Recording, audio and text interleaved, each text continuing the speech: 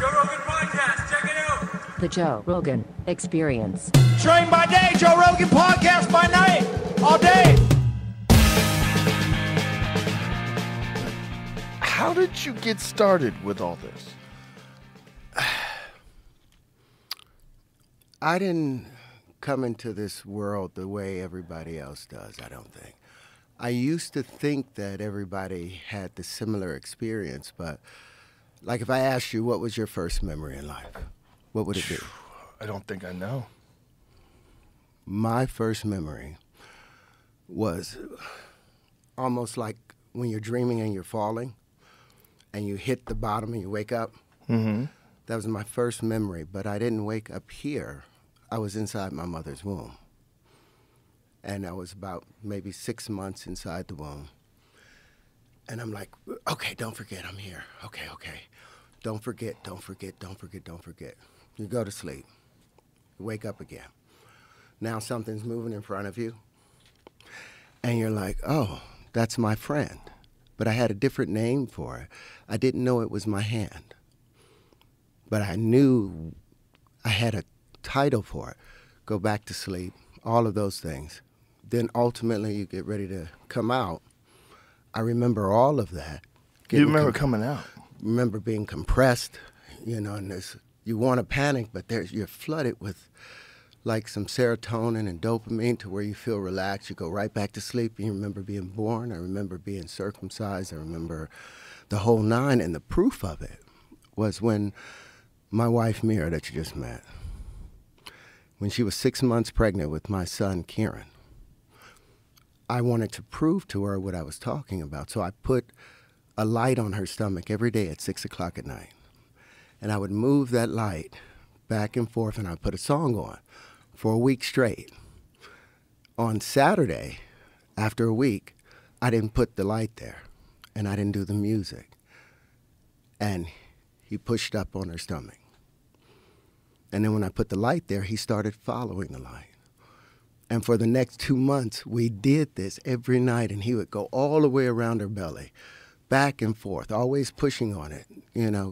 I didn't understand at the time that maybe I've interfered with the development process, and maybe he's wrapped the cord around his neck. I shouldn't have done all of this, but it came out wonderful and fine. And this little boy, first thing he wanted to do is see light. He loved lights from that early stage, and I can ask him the square root of 2, the square root of 5, the square root of that, the square root of pi, and he will run it off. But he's just like, his personality is like Forrest Gump, to where he's just loving and wants everybody to be around him and care. But for me, that's where it started, in there. And then when I was about 5 years old, I had another dream, and the room filled up with like this fluid, a dark fluid, and I could see the ripples of it moving around, and there was a being there, and I remember being walked through that fluid with him, and I was trying to look up at him, and I couldn't turn my head to look at him, and he had his hand straight. I knew his voice, but I did not know who it was, but I felt confident and comfortable. And as we moved along this dark blue fluid path with like chartreuse covering the, how when you look into a pool and you see the ripples, and if you're at the bottom of the pool, you'll see the ripples overlapping. That's what it looked like. And then when we got to the end of it, he said to me, if you could have anything in the world, what would it be? Now, we were really poor. My dad had just gotten out of prison, for manslaughter. I didn't have much, but I said to him, I want to know how everything works. And at that moment, he used his left hand and he opened up the door. And there was this mansion, big brown doors. And inside of it was this crystalline flowers. Big crystalline flowers, like a giant, like 5 feet across. And every time I tried to see his face, he would reach in and hand me another shape. And I was so fascinated with the shapes because they didn't look like the Platonic solids. They didn't look like anything I'd ever seen before. And he would hand me these shapes, and each shape was different and amazing. And I woke up from that dream. But after that moment, anytime something strange would happen in a dream, I had the powers of inception. Anytime I would be naked at school, I would say, I'm not naked. I must be dreaming. And immediately I would run out of the school or run out of wherever I was, and I would find that mansion again. And I had access to all the knowledge. The proof of it is the 97 patents that I have now. The proof of it is the industries that I've innovated. It's like waking up, having a dream that you have a diamond in your hand, and out of nowhere, you wake up and you're hoping you're holding it, and you try and hold it, and it's gone when you wake up. But the proof is all the stuff that I've been able to do now. So all these thoughts are from the time you were a baby. These are not things that you've learned. These are things that you had in your mind from the time you were born. From before that time, because I remembered that I had been someplace else before. Now, what's interesting, that voice that I heard, that's my voice now. So it was like my greater self was leading me through, and periodically would show up again in other dreams. And I went off and became an actor because my mother wanted my little brother to be an actor, and I thought if I became an actor, I would get my mother's affection. It wasn't until my mother was dying, and I'm talking to her, and she told me the reason that she was babying Antonio was because he had asthma, and my father always had questioned whether it was his son or not because he looked so much like her family and didn't look so much like him. And I realized, my God, if I had followed my proper course, I could have saved my mother, because the knowledge that I had, I had the grand unified field equation. I had already put that together, and at 7, 8, I was working with these things, and then I went through all of the hell that I had to go through. Being accused of domestic violence, all of those things, and I thought it was a curse at the time, but it was really removing me from advancing down the wrong path. And during that period of time, I started waking up in my dreams again, and I started going back into that palace. And I remembered all of these things, and I started patenting them. As I moved along, I got in touch with Michael Hudak. He was the president of the University of Science and Philosophy, because I was studying a guy named John Keeley, who had worked with frequency back in the 1870s, had built the first what do they call it, self-sustaining engine. Back in 1872, but he wouldn't tell people how he built it. And I was watching a program with Del Pons, and somebody in the audience said, doesn't John Keeley's work remind you a lot of Walter Russell? And a bell went on. And so I got in touch with the University of Science and Philosophy after watching some stuff about Walter Russell.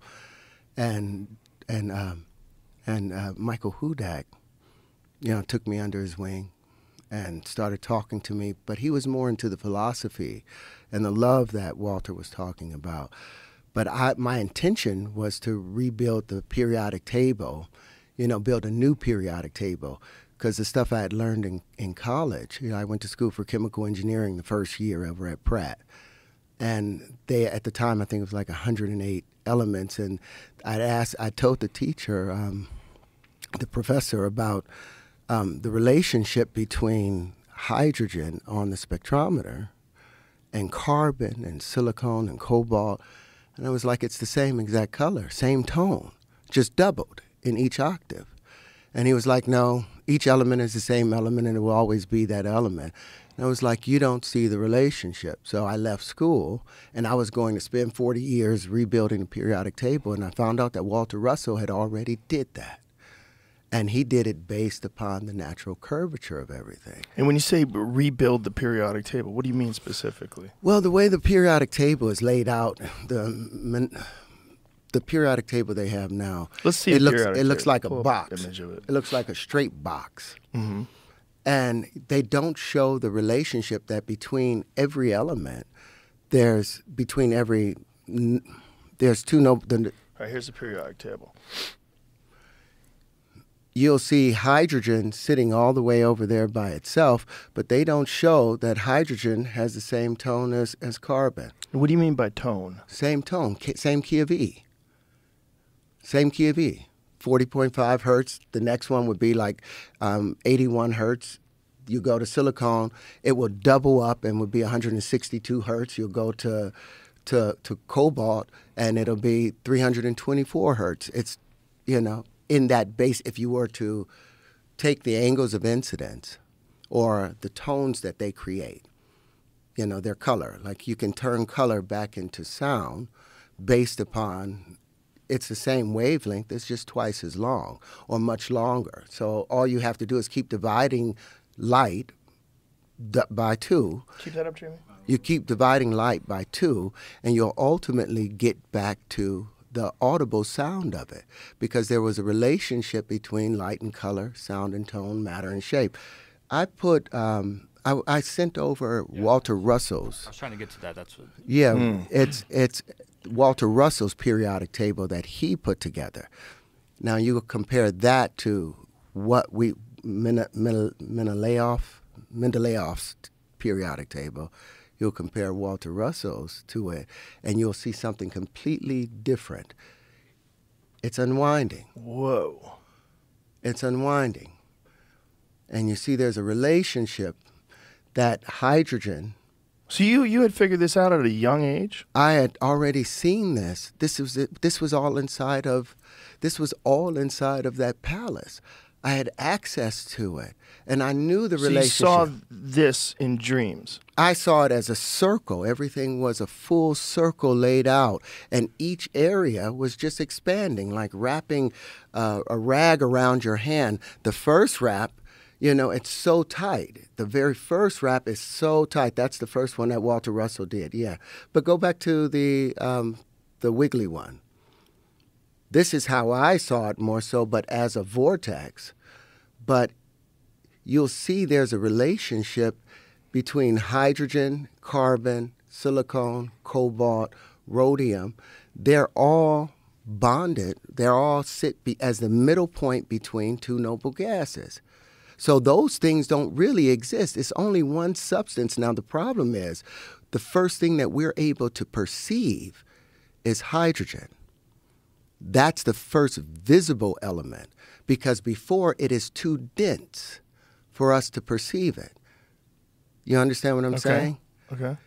But as you reach into the next octave, the carbon octave, and they call that a bisexual tone, because the carbon has 2 tones to it. It has a negative side and a positive side. The part where lithium behaves, lithium is contractive.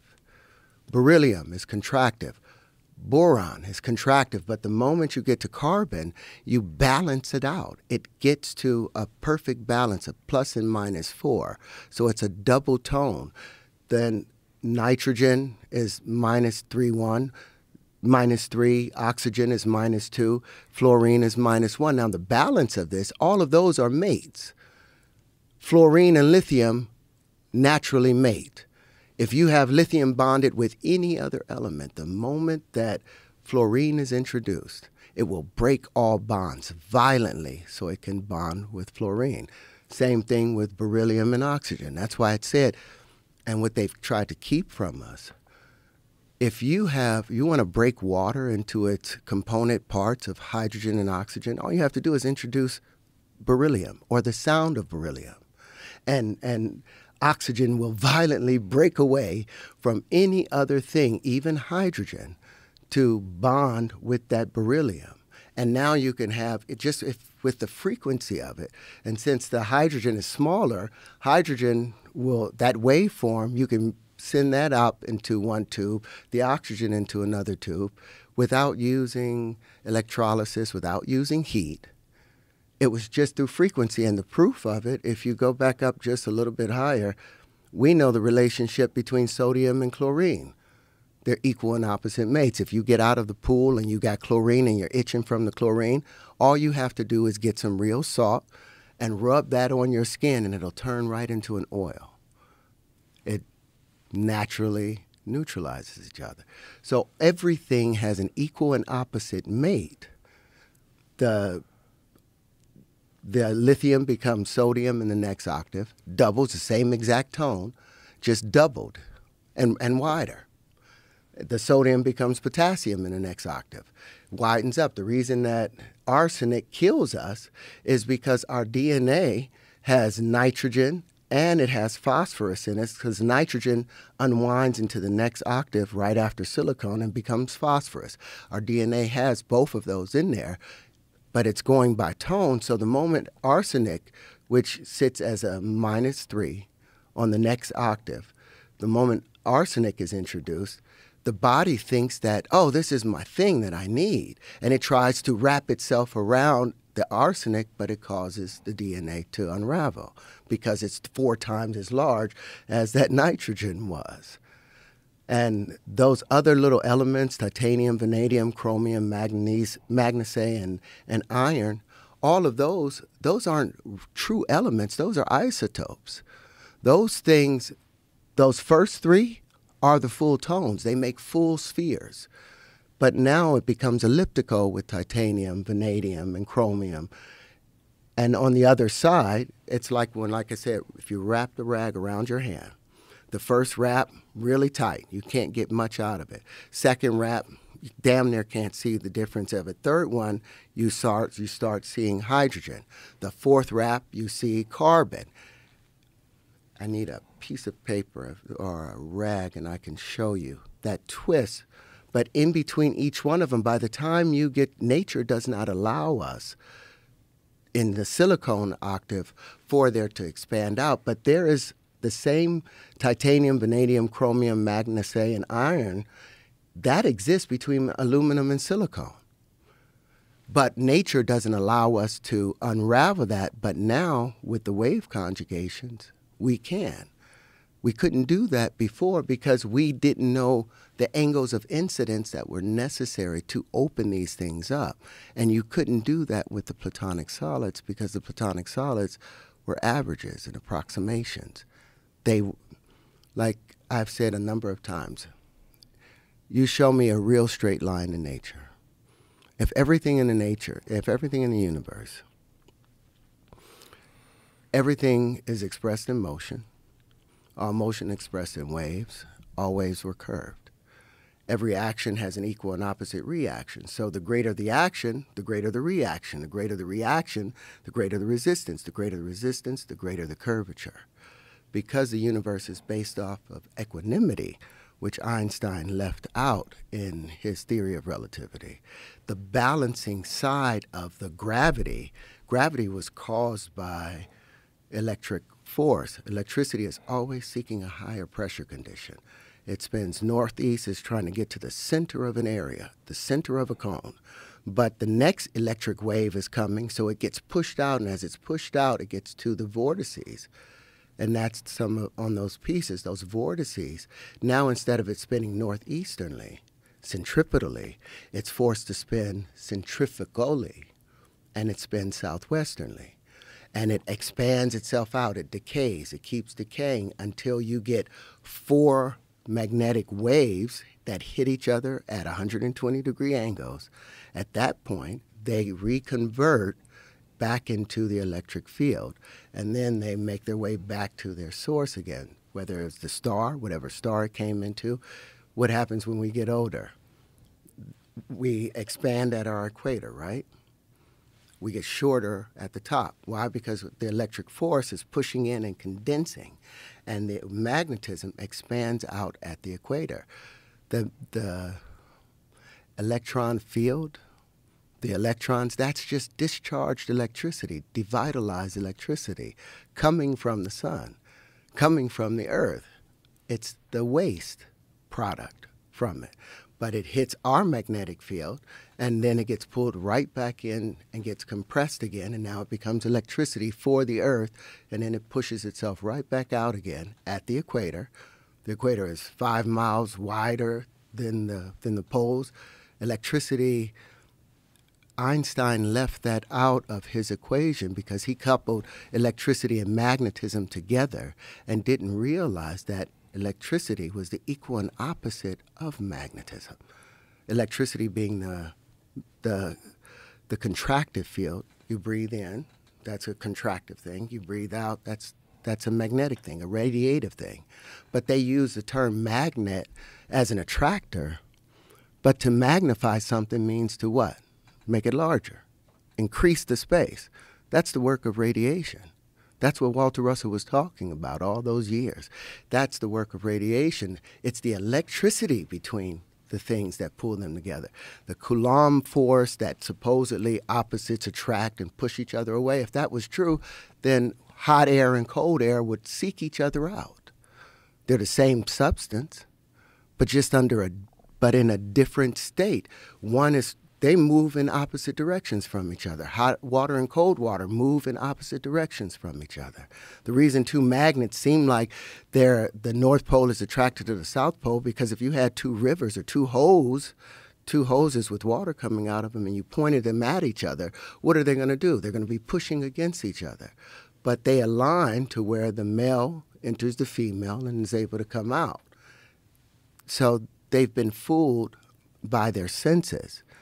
They've been fooled by their eyes and have missed the whole picture of it. Are you familiar with Khalil Gibran?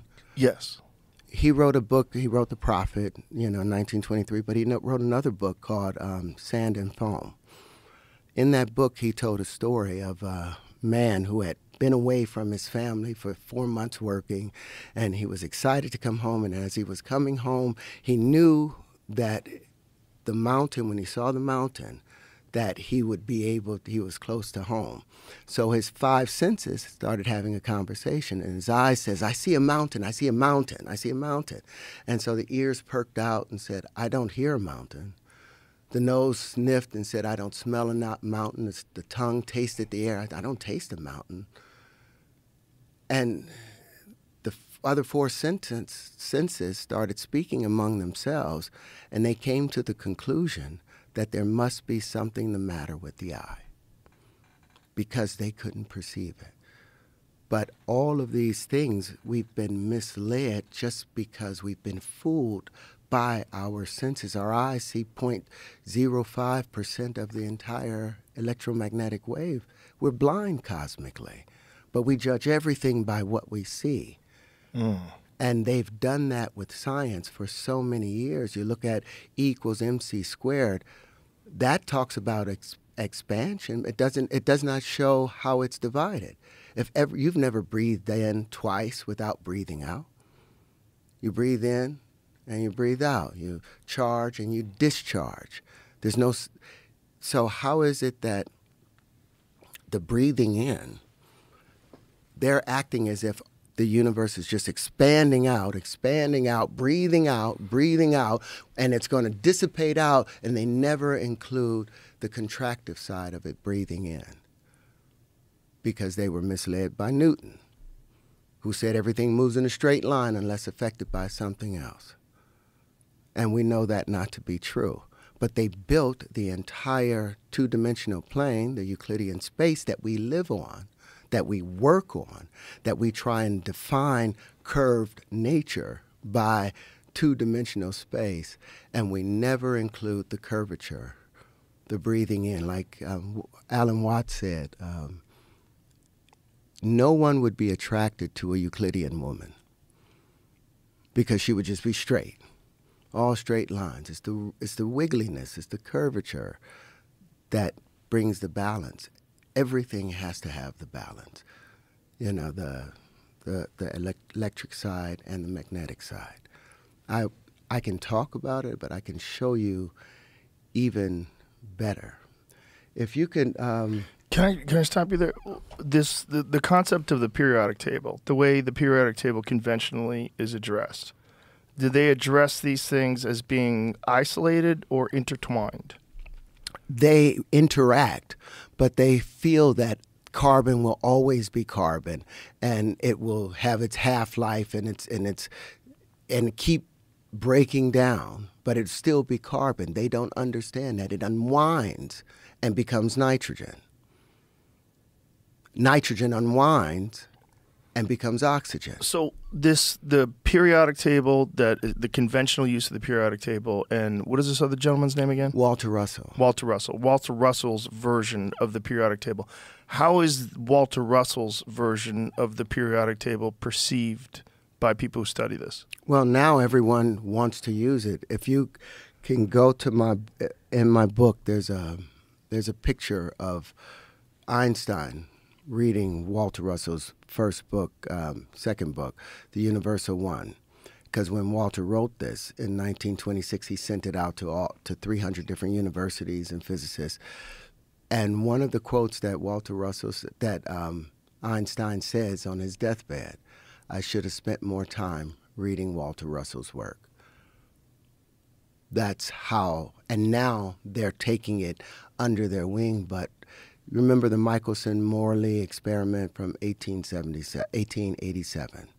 They were trying to prove whether there was an ether or an effect of an ether, or the quintessence that everything came from. That used to be called the fifth element. That everything that from antiquity, everyone understood that something doesn't come out of nothing. It's like when you look at the air, it looks clear, but you change the pressure condition. The balance of the change of pressure condition, we call that condensation. It creates clouds. And you change the motion conditions, whether it's moving quickly or slowly, it's going to become snow, it's going to become rain, it's going to become hell. So everything comes down to just one of two forces. Either you're breathing in and filling up something, or you're pouring it out. But the scientists, they ignored Walter Russell's work because he didn't include any equations inside of it. He talked philosophically regarding how things behave in comparison to laying down and following some Newtonian or calculus writing. You know, he said he based things based on let's explore them naturally, and that's what I did with my book. Once what Walter Russell was missing, he didn't have the wave conjugations. He didn't have the mirror shapes, the all shapes. And that was because of a mistake that was made 6,000 years ago, maybe. They took the flower of life, which was that symbol. Mm-hmm. If you could go to my book, tcotlc.com, there's an example that I put in there on page 64. And I show I show the element, the fundamentals. If you could possibly pull that up, Jamie. What was that .com again? TCLTC? TCOTLC.com. You'll see in there the mistake that they made because they believed in straight lines, because the church was promoting the idea of straight lines. You just tap on right below there. There's, download. No, just go to the center of the page, and right above that, and you see initial public draft, just tap on it. And if you go to page 64, on the right side of the page, right there, on the left side of the page, you'll see the 5 Platonic solids. Now all of our axioms, all of our postulates have been built off of these things. This is what Euclid went down to Egypt and pulled these things together. Pythagoras worked on them. And these were the undisputed fundamentals of God that he used to build. If you tap onto the Flower of Life, Platonic Solids things, it's going to take you to a video. Turn it, don't have to tap it. But it'll show you the Flower of Life that they took this from. But you'll see that instead of following the natural curvature of these 64 circles overlapping, they averaged the space where they met. And they invented straight lines. Why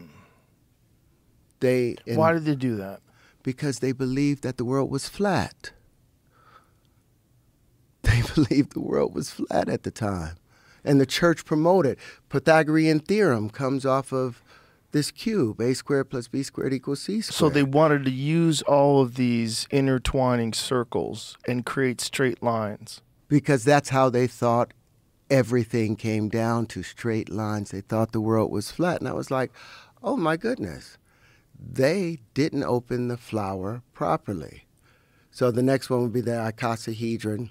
Now, the flower of life, it's very, very old. The concept is very old. What was the origin of the concept? It's the oldest symbol known to mankind. It's believed that it was Anki, the brother of Enlil, if you go by the Emerald Sumerian tablets, text. the Sumerian text, that was the one that created mankind. Because if you look at mankind, and there's a point I want to make with it, I want you to stay on the book, go back to go to 134 on the book. And this is what that other gentleman being told me to do. He said, why don't you just take the pieces that make up the flower and put them together based on universal ratios. So if once you're able to pull it up. 164? Page 134. 134 in the book. So this is the juxtapose of the mistake they made. Yep, just tap right onto that. Yep, just tap on it. Now, this was made by David Johnson, one of our programmers, Argos Fuel. So if you go to the far left and tap on that, I took 4 of those triangles. And wow. And you can scroll around. This is what happens when 4 bubbles meet. This is the negative space where they can't touch each other. This is hydrogen. And as I was saying, electricity is always trying to get to the center of that triangle, but it gets pushed out. And now you see it has 4 contractive poles, which is the electric poles. Just go around it from like horizontally, yeah. It has 4 contractive poles because electricity is seeking a higher pressure condition and forcing it in, where magnetism is seeking a lower pressure condition and spun out. So the vortices, those tips, that's the magnetic field. That's where they begin. But it has an equal attractor and an equal amount of repulsion. So if you go to what happens when 8 bubbles meet, they gave me the patents to that. I called that the tetrahedron.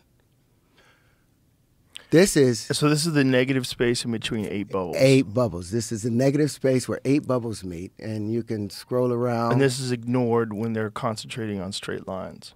Completely, because if you look from the top, I haven't violated anything. It fits perfectly inside of there.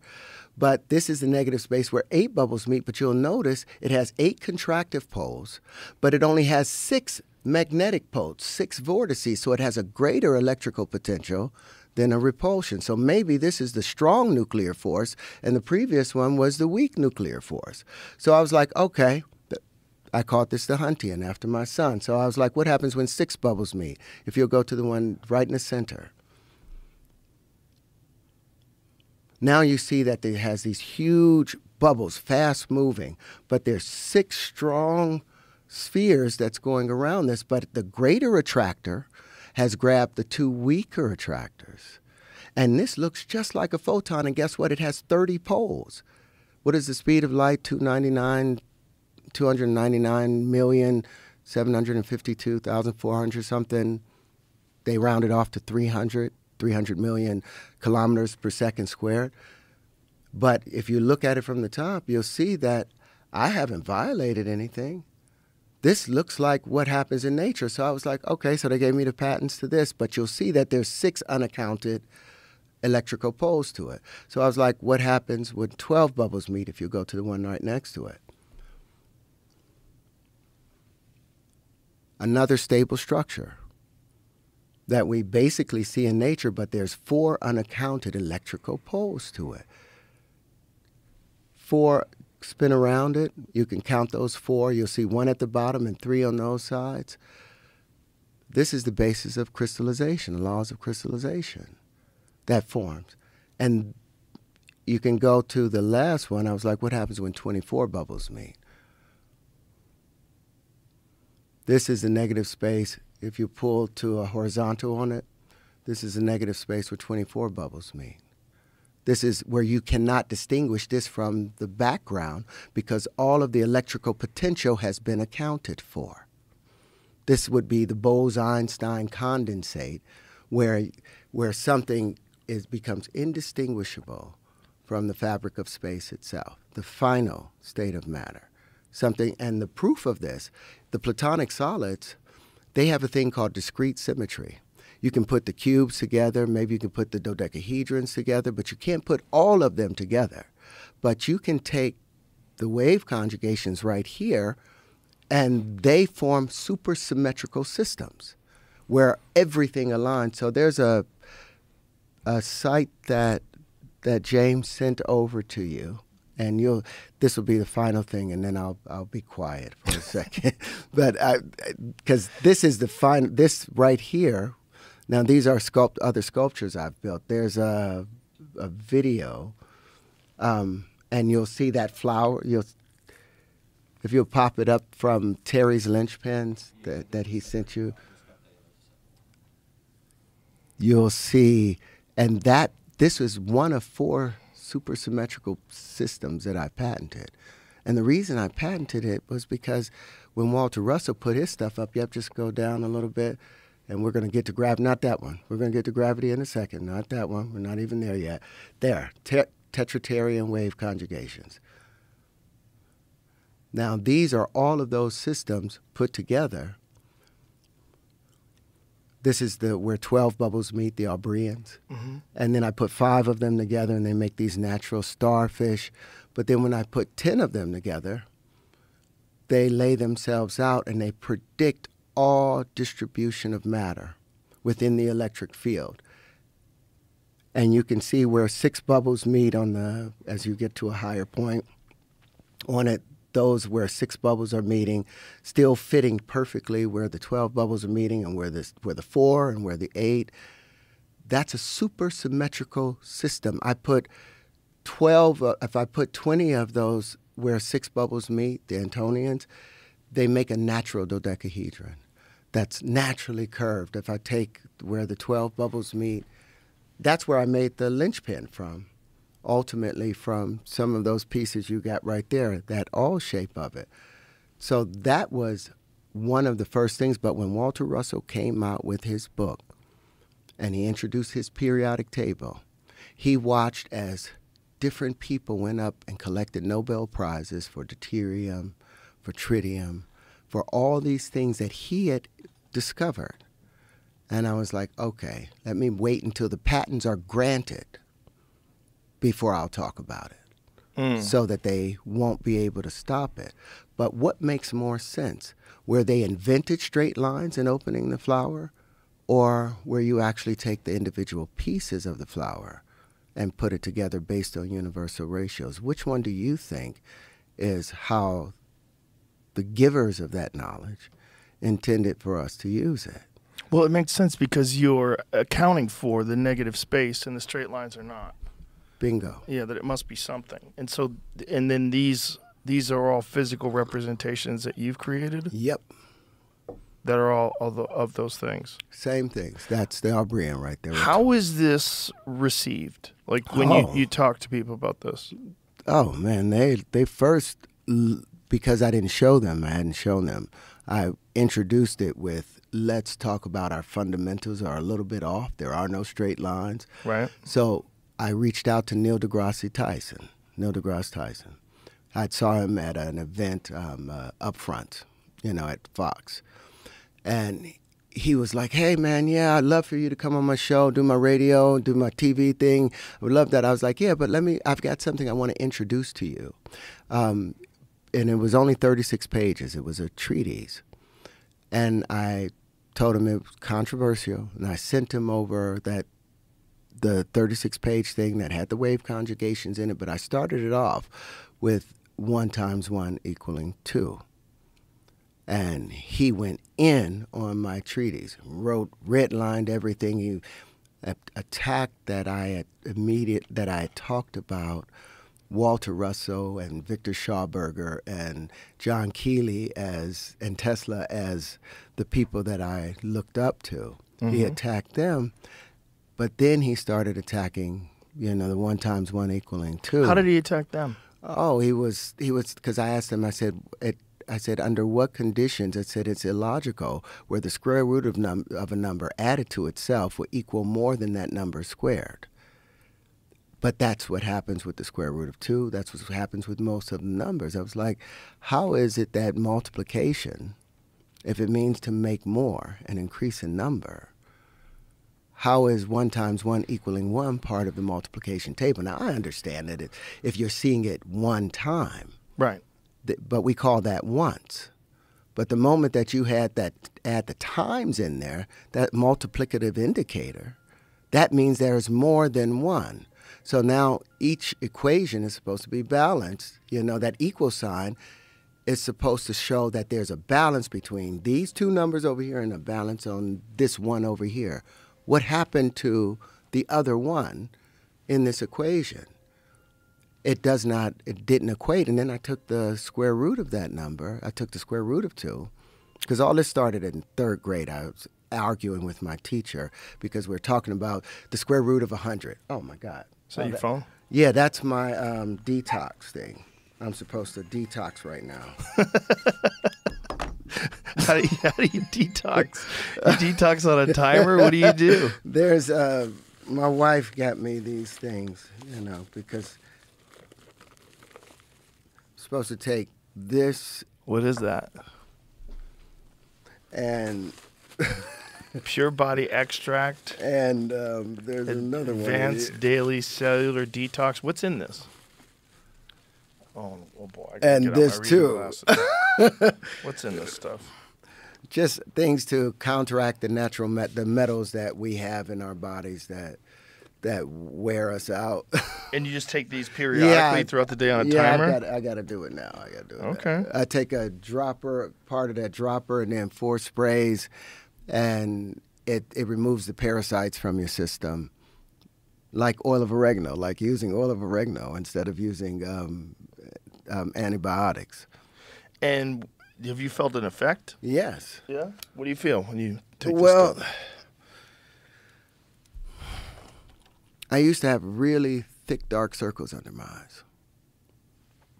That's gone away in the last 6 months. I've been using that. My skin, I'm 55 years old. I'm 55 years old and I smoke. Do I look like I'm 55 years old? No, you don't. You look great. And do you think that's because of this? I think, well, I'm going to show you a picture of what I used to look like when my wife met me. And I don't know if you could... She'll be mad if I throw this up, but she's a beautiful one. But this is what I looked like when my wife met me. I was 256 pounds.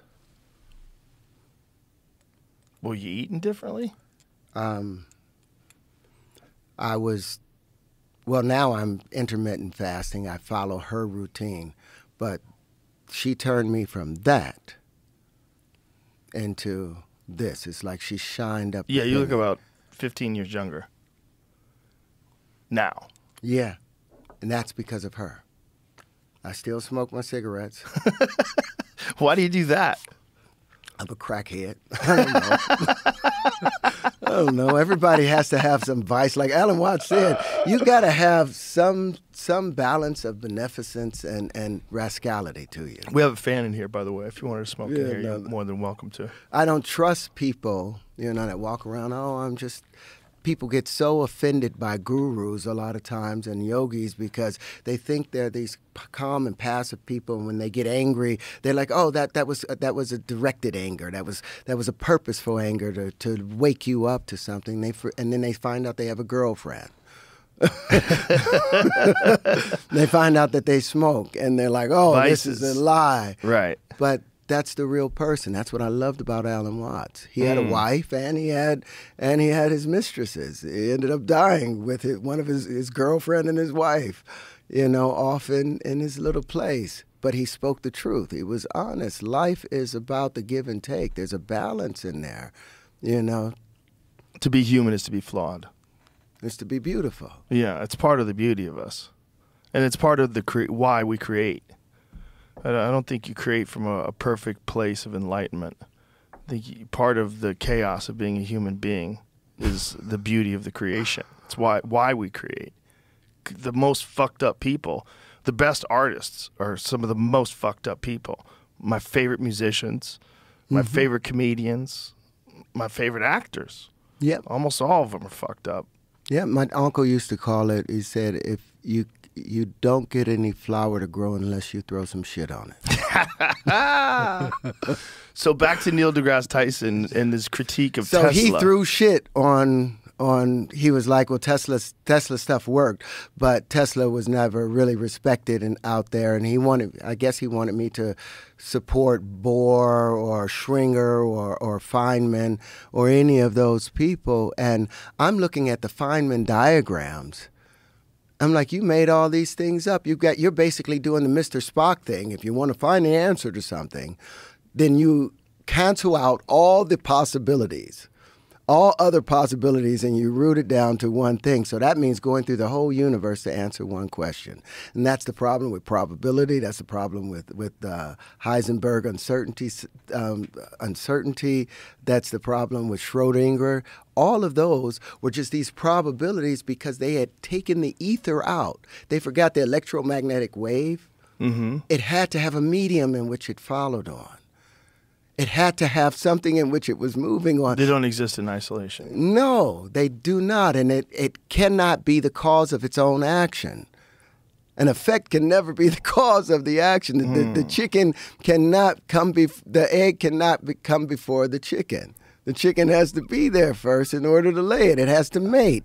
And what Einstein left out was the equal and opposite of magnetism. So back to Neil deGrasse, when he wrote his response to my paper, and he said, if you have any other questions, you're going to have to see somebody else, and he wouldn't take my calls anymore. I was like, okay. So I wrote the book based off of those responses, and I reached out to another guy, Dr. David Tong. But that would be very, very interesting that would be his take as a public educator, that he wouldn't want to talk to you anymore. The reason I wanted to talk to him was because of his show, The Cosmos, that he was doing after that incredible guy, Carl Sagan did. The very first episode he had was talking about Giordano Bruno. And he said that Giordano Bruno was looking for that grand unified field equation, and maybe one day somebody is going to do it. And when they do it, it's going to change the world. And I'm like, dude, I've done it.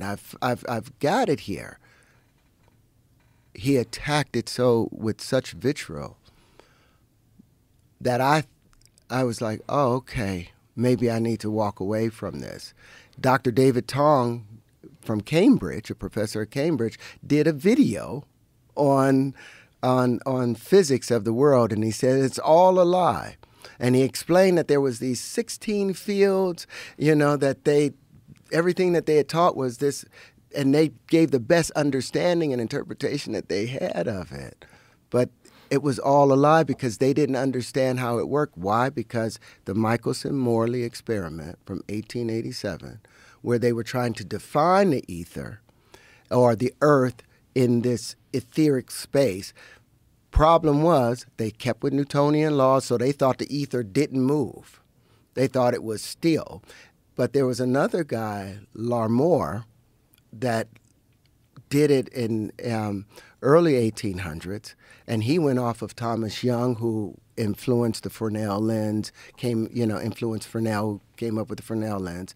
But he talked about a moving ether that had opposing vortices.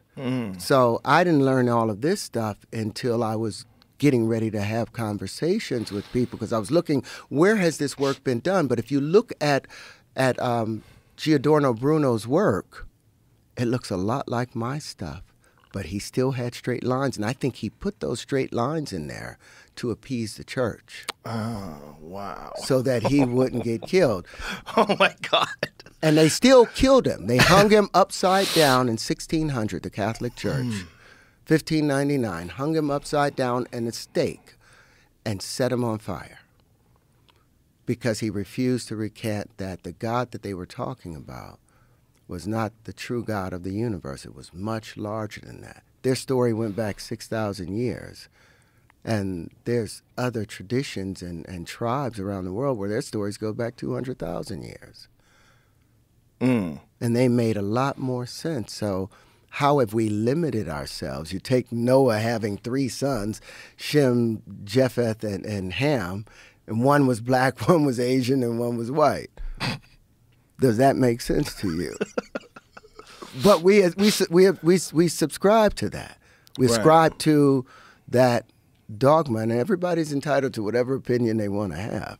I don't think that opinion is right. We're going off in so many different directions. But I do want to Tyson, talk about this. Okay. I do want to get to this because I would love to know what you believe happened. But the Neil deGrasse Tyson thing is so confusing to me. That he was critical of Tesla. He was critical of Tesla. He was critical of Walter Russell, and he was critical of John Keeley. This is not his field of study, though, right? No, he's astrophysicist. He's an astrophysicist. But Walter Russell talked about that the Earth. Walter Russell talked about the fact that the sun gave birth to the Earth, that it didn't coalesce from some field, and the proof of this. Do you guys know that the Earth is drifting away from the sun? Yeah, slightly. This is the mistake I made at the Oxford, because they wouldn't allow me to bring my notes or anything. So I said the drift was 6 inches a year. It's 0.6 inches a year. Mm-hmm. So if you add up how long it would take the Earth to move, and all of the planets in every solar system is drifting away from their primary at this same exact rate. Like 1.5 centimeters. So this is a universal expansion that's happening with everything moving away. So them saying and the Webb telescope have proven that those galaxies couldn't have formed 13, 14 billion years ago. But if you would just add up linearly how long it would take the Earth to go from the sun to 93 million miles away, it's 9 trillion. Hold on. Let's go. I did all of the little calculations. These are not little calculations. Hold on, done. I love that expression, but little. Well, man, don't turn my phone off. Don't do that. Every time I get ready, because I know they're watching me right now, and they're mad at me. Who's they? The people that want that. Our entire world economy is based off of the politicians and the authorities that give the politicians their accreditation. And those authorities, those universities, are all based, their entire curriculum is based off the Platonic solids. And our world economy is based off of 1 × 1 = 1. You think they fuck with your phone? Oh, I'm sure of it, because now I have to turn it off for a second. Do you ever drop your phone? You ever drop your phone? I've dropped my phone a number of times, but... You ever think that might be what's going on with your phone? And then I buy another phone, and the same thing happens. I'm 5 you get minutes... burners? I used to, but then my wife would think I was cheating. Yeah. So I was like, no, I don't need that. I don't need that. I made that mistake way too early, in our relationship, and it cost me 8 years of toil and pain. But I ultimately made it back, and I'm so glad that, we produce 1,500 sperm per heartbeat. Women are born with 200 to 500,000 eggs in each of their ovaries. They don't get any more. The amount of buildup, the need to reproduce for males is great. And we're 98.7% identical to simians, to chimpanzees. What do they have? They have a harem by nature. Mm-hmm. There's only a 1.3% differentiation between us and them, and that 1.3% is supposed to dominate over the 98. I'm just glad I'm 55 now, and sperm production has slowed down. You could always get a phone that you don't use as anything other than contact a couple people. Yeah, but that would work. But I'm like, if they're going to hear, they're going to hear. Yeah, well, that is an issue. So this is the math. This is the math. So it would, So 5,280 feet in a mile, 12 inches in a foot. Therefore, it's 1 mile equals 63,360 inches. So the number of years that it will take for the Earth to move 1 mile is 105,600 years. So that in order for the Earth to reach where we are at 93 million miles, it would take 9,820,800,000,000 years for the Earth to get here. Likewise, Mars, at 147 million miles away from the sun, it would take 15,780,480,000,000 years for Mars to get where it was. So at a given point, Mars was here in the Goldilocks zone. And now Venus is going to inherit the Goldilocks zone next. The sun will give, Mercury is under a higher pressure because they're still under the mistake thinking that there's a void in space. So they forget that Mercury is under the highest pressure possible. So it can expand. It's like hydrogen. It's like those octaves before hydrogen. So the atmosphere, the iron isn't able to release any oxygen and the oxides, but when you get to 67 million miles away from the sun, the pressure is a little less, but it's still so much higher than the pressure on Earth. It's like going deep into the very belly of the Earth. That pressure is so very high. And so now the clouds, there's a great deal of sulfur, there's a great deal of ammonia and all of those things in it. But once Earth moves to where Mars is, Venus is going to slowly move and will be right here. You know, in maybe 5 or 6 trillion years, Venus will be right here, and humanoids will appear again and unwind the same way. And that asteroid belt that we have right now between Mars and Jupiter, that used to be a planet. And I believe that they had humanoids that developed on there, the same way that everything, that's the periodic table. They call it the periodic table because these things happen according to periodicity. They happen under regular events. You change the motion and pressure conditions, the crystallization changes. We call it a different element, but it's the same substance. Like my hand is one substance, but if I do it like this and do it like this and do it like this, it looks like a whole different thing. And they can call it a different element, but it's the same element under different motion and pressure conditions. I believe that Ceres used to be a planet when it was here, and the humanoids on there didn't recognize that we don't have a solid core. Everything expands as a sphere, and no sphere in our universe, no bubble has a solid core. We're perceiving it as a solid core, but there is not a solid core there. There's just a bubble. And at CERN, that Hadron Collider, that particle accelerator, I believe they did the same thing, and they popped their planet. And it became that asteroid belt. Really?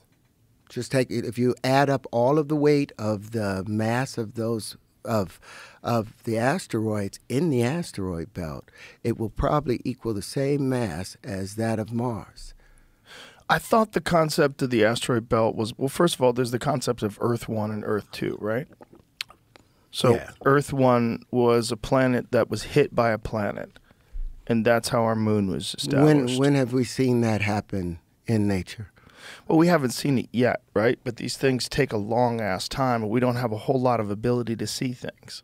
Our ability to see things, even with the James Webb Telescope, is fairly limited, right? Which is one of the reasons why they're able to find these galaxies that should not have been able to be formed in such a short period of time, to the extent that they have, which confuses them if they're looking at this 13.7 billion-year-old universe. These things should be much older. Right. In order to be this size, in order to be in the position where they're at. So you believe that the sun is the origin of these planets? Of all the planets. Every solar solar system within its solar system gives birth to all of these other planets. This is what Walter Russell had talked about. This is what Neil deGrasse, and they attacked him for, because he talked about the drift, this natural drift, And that didn't make more sense? And they didn't have the idea of dark matter and dark energy then. Right. They didn't even come up with that. And now we understand 4% of the universe is visible, Right. and 75% of it, 70% of it is dark energy, and 20-something% of it is dark matter. Unperceivable things, and they say that's because they needed to figure out how would they get the spin and create and have the galaxies. Why do they the hold spiral together? galaxies? Right. Well, what my team did, Chris Seeley, who's my he's my Scotty. We use the same simulator that they use at Princeton. And we took linchpins, and we haven't even introduced linchpins yet, but it'll be a great introduction for it. We took linchpins, this configuration of where 6 pentagons meet, and we put them in particular order. There's a link for that right inside of the thing that James Pellegrini sent over to you, if you'll pull that up. And we rebuilt the planet Saturn without gravity. And it has the rings with no animation. It has the rings and the hexagon that's observed at the very top of it, without dark matter, without dark energy, without gravity, showing that it's an outward force pushing down that creates the planet. If you can pull that up, and he explains it out, it's like 3 minutes long. And where does the matter come from? The matter, remember, that's condensation. If you were to picture, before we watch it. Yeah, before we watch it, let me explain something. If you were to picture the waves at the ocean, the darker the waves, the deeper the water, you can't see a distinguishing fact between them until they crash into each other. That splatter, that little foam that comes out, it lasts for a couple seconds, and then it settles back on there, and it's just the balance between this force and this force. That's the physical universe. Those few seconds that it takes that matter, that more dense water, and the foam to recoalesce and get balanced again with the surrounding environment. That's the entire time that our universe, or all these universes, have worked together. But if you play this is at the very beginning of my book. That's why I went on that at the Emmys, and I was like, look, I've got something else to do. I've been able to rebuild Saturn without gravity, with no animation, and then they clowned it. Of course they did. Clowned Well, this it. is not something that you could say in a soundbite, which is one of the reasons why I wanted to talk to you. This is not something, like your explanation of these things and your description of the very nature of reality itself is not something that should be taken lightly. No. It's something that, like, Thank you for saying that. it needs to be laid out, and it needs to be slowly examined because you've obviously spent a lot of time working on this. This thing here. So play this, Jamie. Play Well, it. there's- And this is us. What, Jamie? Just to clarify what I'm going to play. Yeah, there's and turn it well, up. Hold on. Yeah, There's two you're- different videos. One's long, one's short. No, this is going to be the short one. Okay. At My the, computer just reset itself too because all Okay. these files freaked it out. oh, yeah. Government, man. I don't know. I was about Well, to tell they you. don't- It's Neil deGrasse Tyson. He They knows almost where had your to stop. They do computer's not sitting. video. It'll be the first one. This one, correct? Gravity. Gravity is an effect. Okay. It's an effect So of this is- electricity. So Okay. turn it up because Yeah. Chris does a full narration of it. Oh, it's still. Hold on, my computer's still. And doing he stuff. was talking to my wife and explaining to her what he had worked on, and this is 6 years ago, I think, or maybe 5 years ago. But as soon as it allows you to, Let's see. The center. rewind it just a little bit. Object. Yep, Okay, here we go. it's just 3 I minutes have long. two groups of vortexes, which are just like tornadoes, spinning tornadoes that are pointing towards the center. As I highlight this object here, you'll see it, that yellow line, right? So there's a bunch of those in there. There's actually 16 of them, and I'll highlight them Oh, all. hold on. It's not doing anything. See, No, it's about to happen. No, It'll nothing's come in. happening. My computer just froze again. Is what I'm trying to say. Something freaked out my computer. I might have to just try to. You want to reboot? I mean, I think it already did, but I'll try again. Yeah, hold on. May have to pause. Yeah. Okay, no worries. Yeah, I can't. Yeah, that's what it should be doing. But it's going to basically, you'll see. Oh wait, that's weird. I have. I can What's the matter? what I can see on that screen is not what I can see on my computer screen. I can't even see that. It's the fucking government, man. You think it's not? I think it is sometimes. I assume they listen to everything I say. They do. I'm sure. They do. You It's a took lot of boring shit. You took a bold stand, though, years ago when the governments were trying to poison their citizens. You took a very bold stand that nobody else took. That's what I was like, wow, I appreciate you, because I lost 3-4 jobs because I refused to take it. I refused to I bet take you feel better about it now. well, Especially when you know all these people that have health problems because of it. cancers have increased 300%. All-cause mortality up 40% in some age groups. Pulmonary embolisms almost up like 500%. Yeah. I wonder what caused Thrombosis. that. Well, Crazy. the spike proteins that's being built and collected within the system. We can Yeah. go into. I can walk you through what the spike protein did to the BRCA1 gene. That's that gene inside of our DNA that tells us that there's damage that's happening, almost like the crews that go along the highway and they immediately put up cones every time there's a problem. Well, the spike protein, which is no protein has ever been able to enter into the nucleus of a cell. Not only does it go to the ribosomes and say, hey, you know what?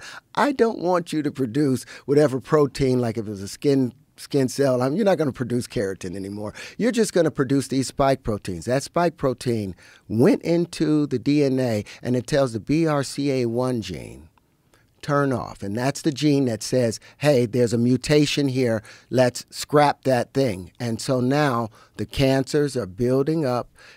The spike proteins weren't shedding from the body. They collected in the ovaries. They collected in the lymph nodes. They collected in the bone marrow.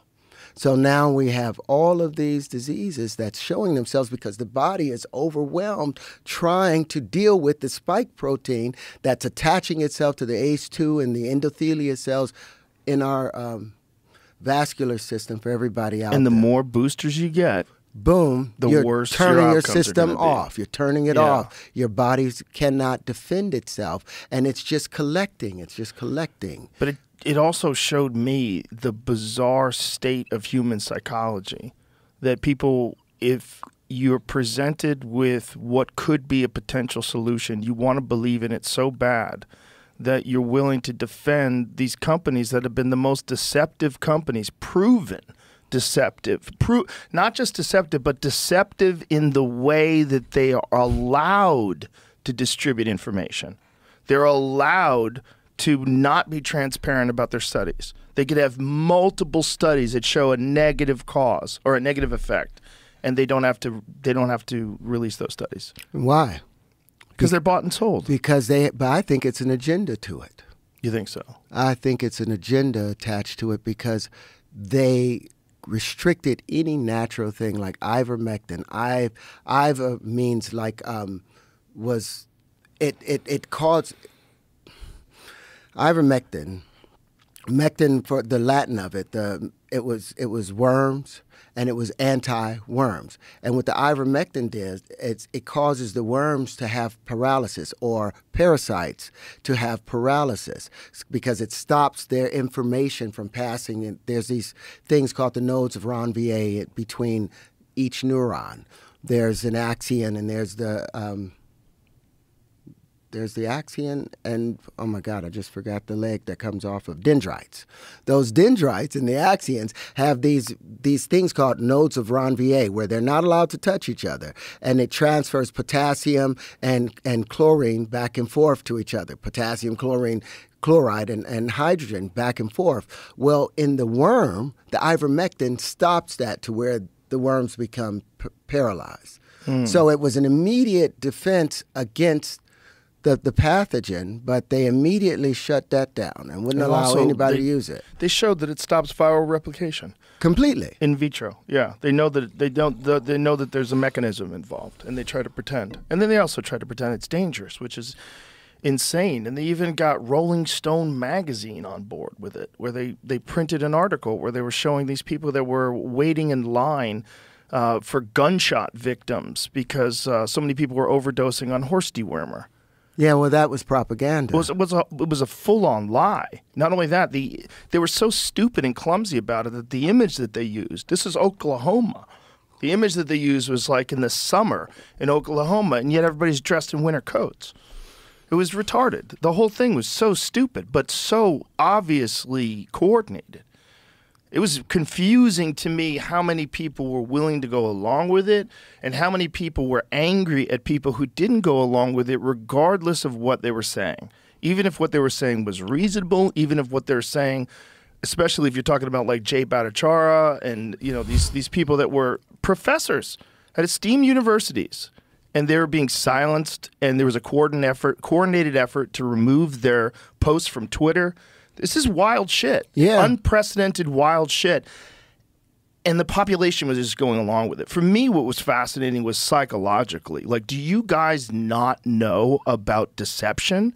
Do you not know about profit motive? Do you not know about the history of pharmaceutical drug companies in this country and what they've been able to get away with how many people they've paid? The Tuskegee experiment. Oh, my God. I couldn't understand how black people or people of color were running and trusting the government after what happened to them with the Tuskegee experiment. And for people that don't know what the Tuskegee experiment was, in the early 1920s, a group of government officials came down, doctors, and they went through the black community and they said, there's a sickness in all of you guys and we're going to cure it free of charge. And they injected the black population with syphilis and left it untreated for 60 years and just watched how it ravaged the body. For 60 years, it wasn't stopped until like 1970s, late 70s, that they stopped the experiment. And I don't even know if they've paid reparations. So the government has been using all of these chemical warfare or biological warfare against its own citizens for a long time. Constantly. There's so many instances of it. So that's why I didn't do it.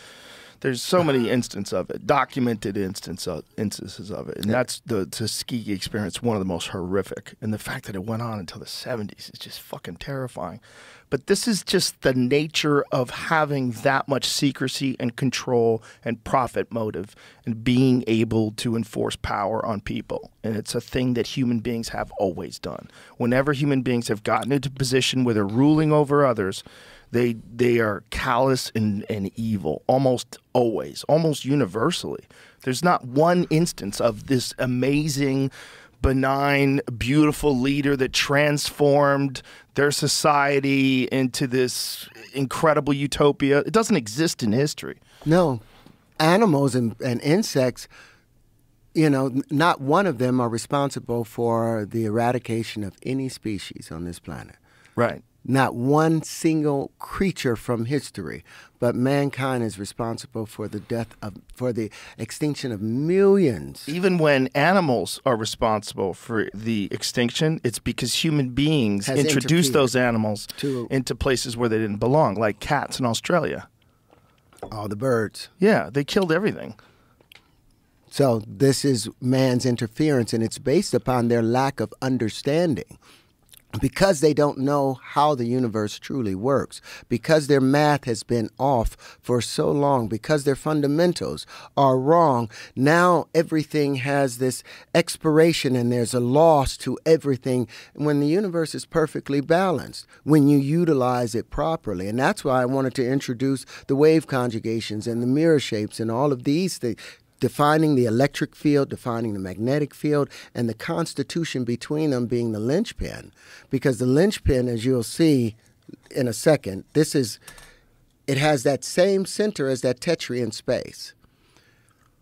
The magnetic field, the feminine side, all of this is circular. That's the full expansion. This is the common factor or the constitution between the micro and the macro. That's what the linchpin was, and that's what we're about to see in the video. Was it able to come up, Jamie? All right, here we go. And this is rebuilding the planet Saturn. Go ahead.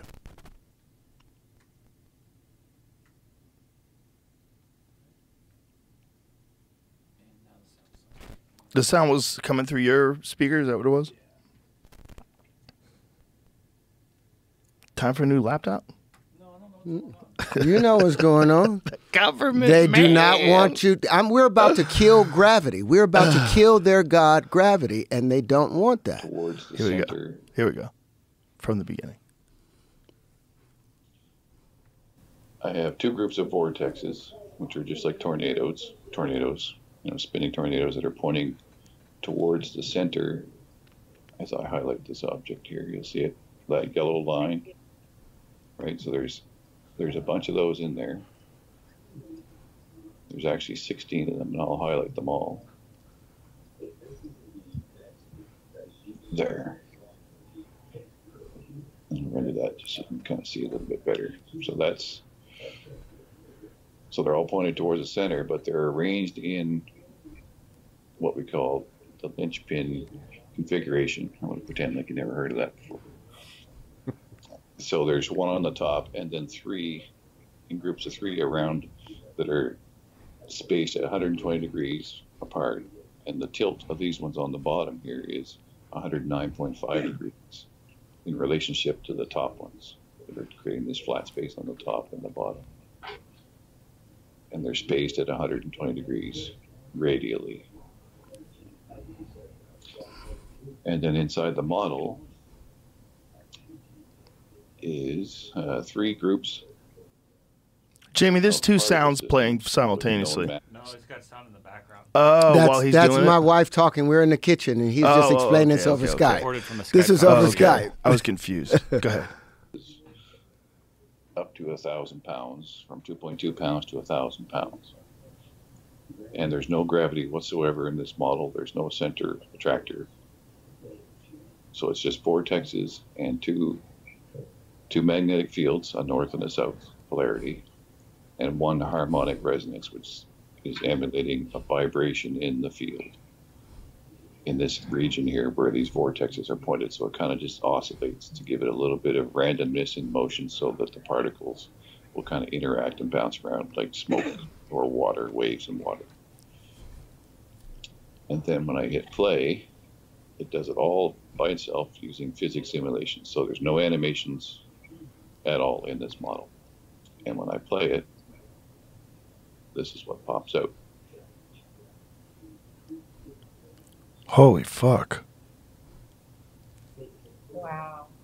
And then when I look down at the top, it makes the actual hexagon that NASA has observed on the top of Saturn without any gravity. And you'll see that you get a surface of the sphere on the inside with the heavier particles. So the colors So of... are you basically saying, is this saying that you guys can recreate planets? Yes, this is a particle simulation of the physics involved in making of the planet Saturn. Wow. Like all the... Yeah. So the heavier particles are creating the red and the green. Can I pause this for a second? Yeah. So is he saying that just by doing these calculations, it created the exact form of Saturn, including the rings? Just the exact form of it. Just with the So you calculations. change the angles of incidence that these linchpins, because remember, each one of these are opposing vortices. So there's 12 vortices to this that are opposing. So once the angles of incidence change, you change the motion and pressure conditions. You can now change the condition or the crystallization.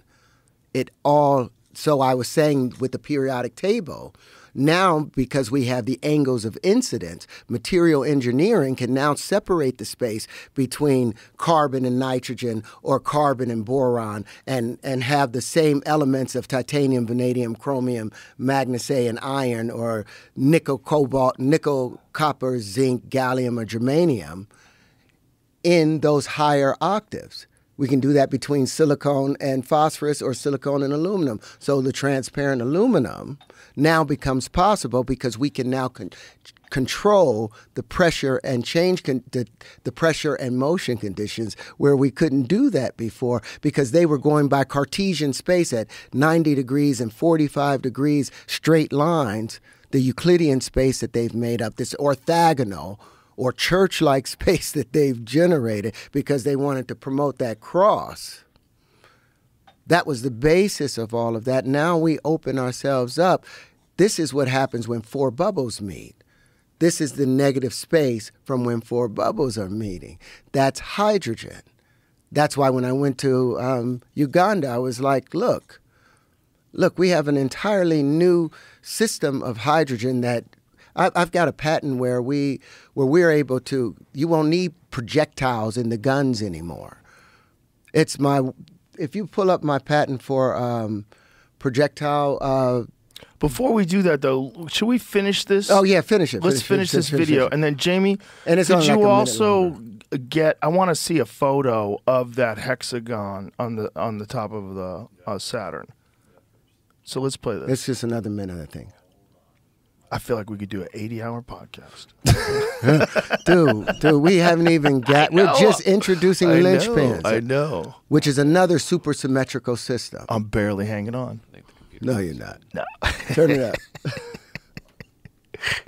No, I'm having a computer freak out again. Oh, no. Yeah, it's every time I'm shrinking in this video, it's just like, it doesn't like to do this.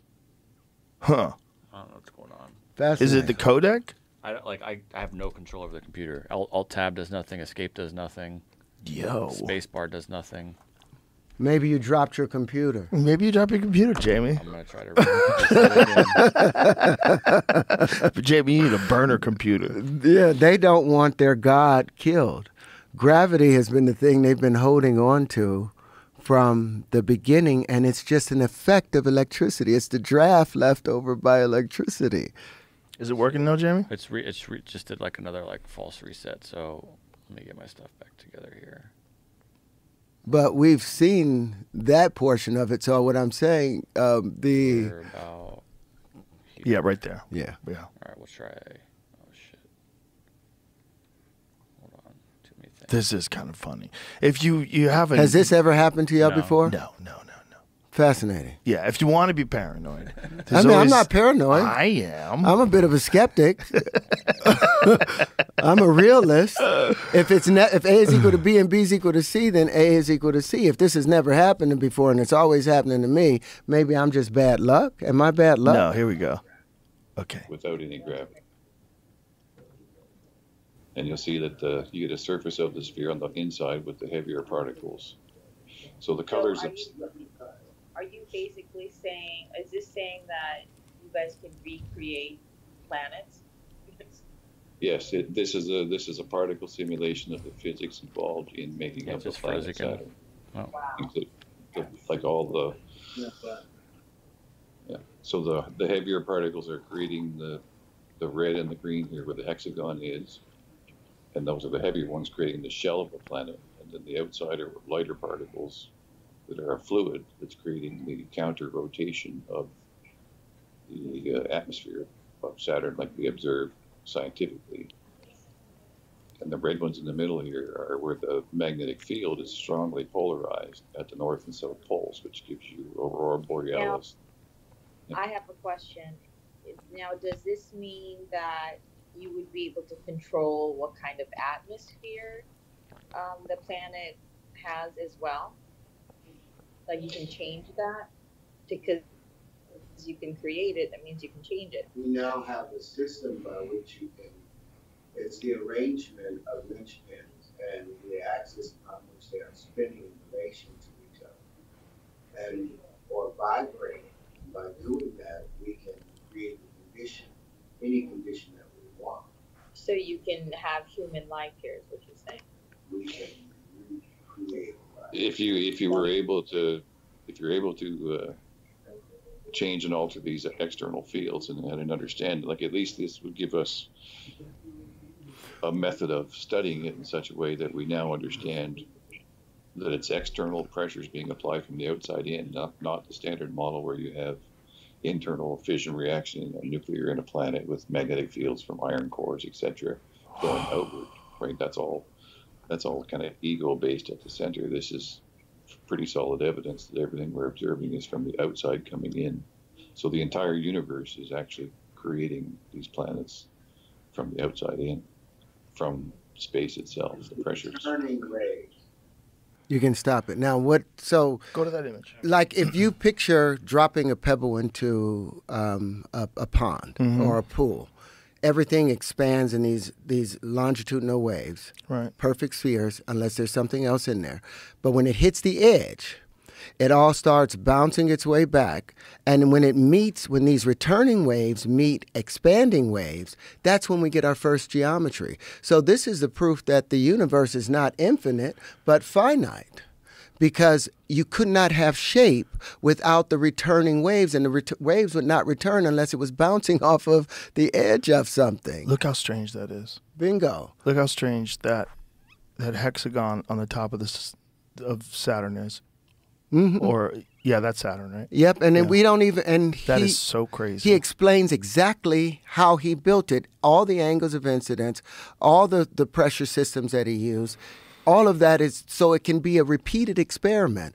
But they've ignored this. This is in the beginning of my book. You go to my book, that's the first page on there. Before you even open it up, I've got this, and we rebuilt the Milky Way galaxy the same way, and it predicts the star arrangement better than NASA does. And this is without dark matter. This is without dark energy. This is without the standard model. So Is dark matter or dark energy, are they primarily theoretical? That's all theoretical. They've never witnessed it, and we couldn't prove that Michelson-Morley experiment that they did in 1887, which said that there was no effect because they tried to move a table around and change the angle of incidence for light to see if the light changed when you move the table. The experiment is like this. The mental experiment is like this.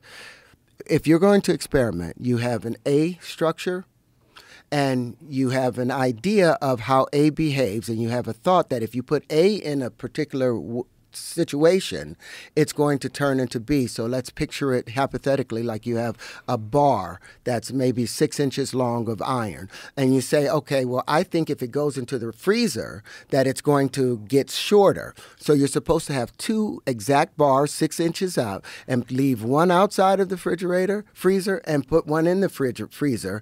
And then you compare them after you see it. So A over X is equal to R times B over X. R is the result or the change between them. B is the change that occurs. R is what fraction or the X that you use in order to get back to A or to convert it to B. What they did with the Michelson-Morley experiment, because they could not get out of the ether. They couldn't step outside of the ether because it's everything around us.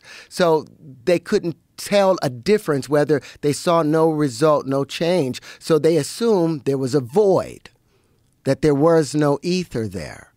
And that's when particle physics took off.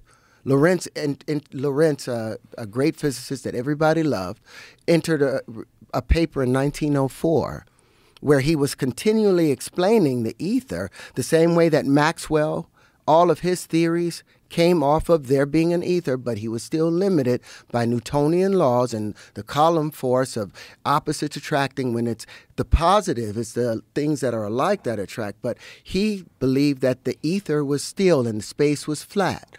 And so space-time, or Einstein relativity, came as a result of them taking the ether away.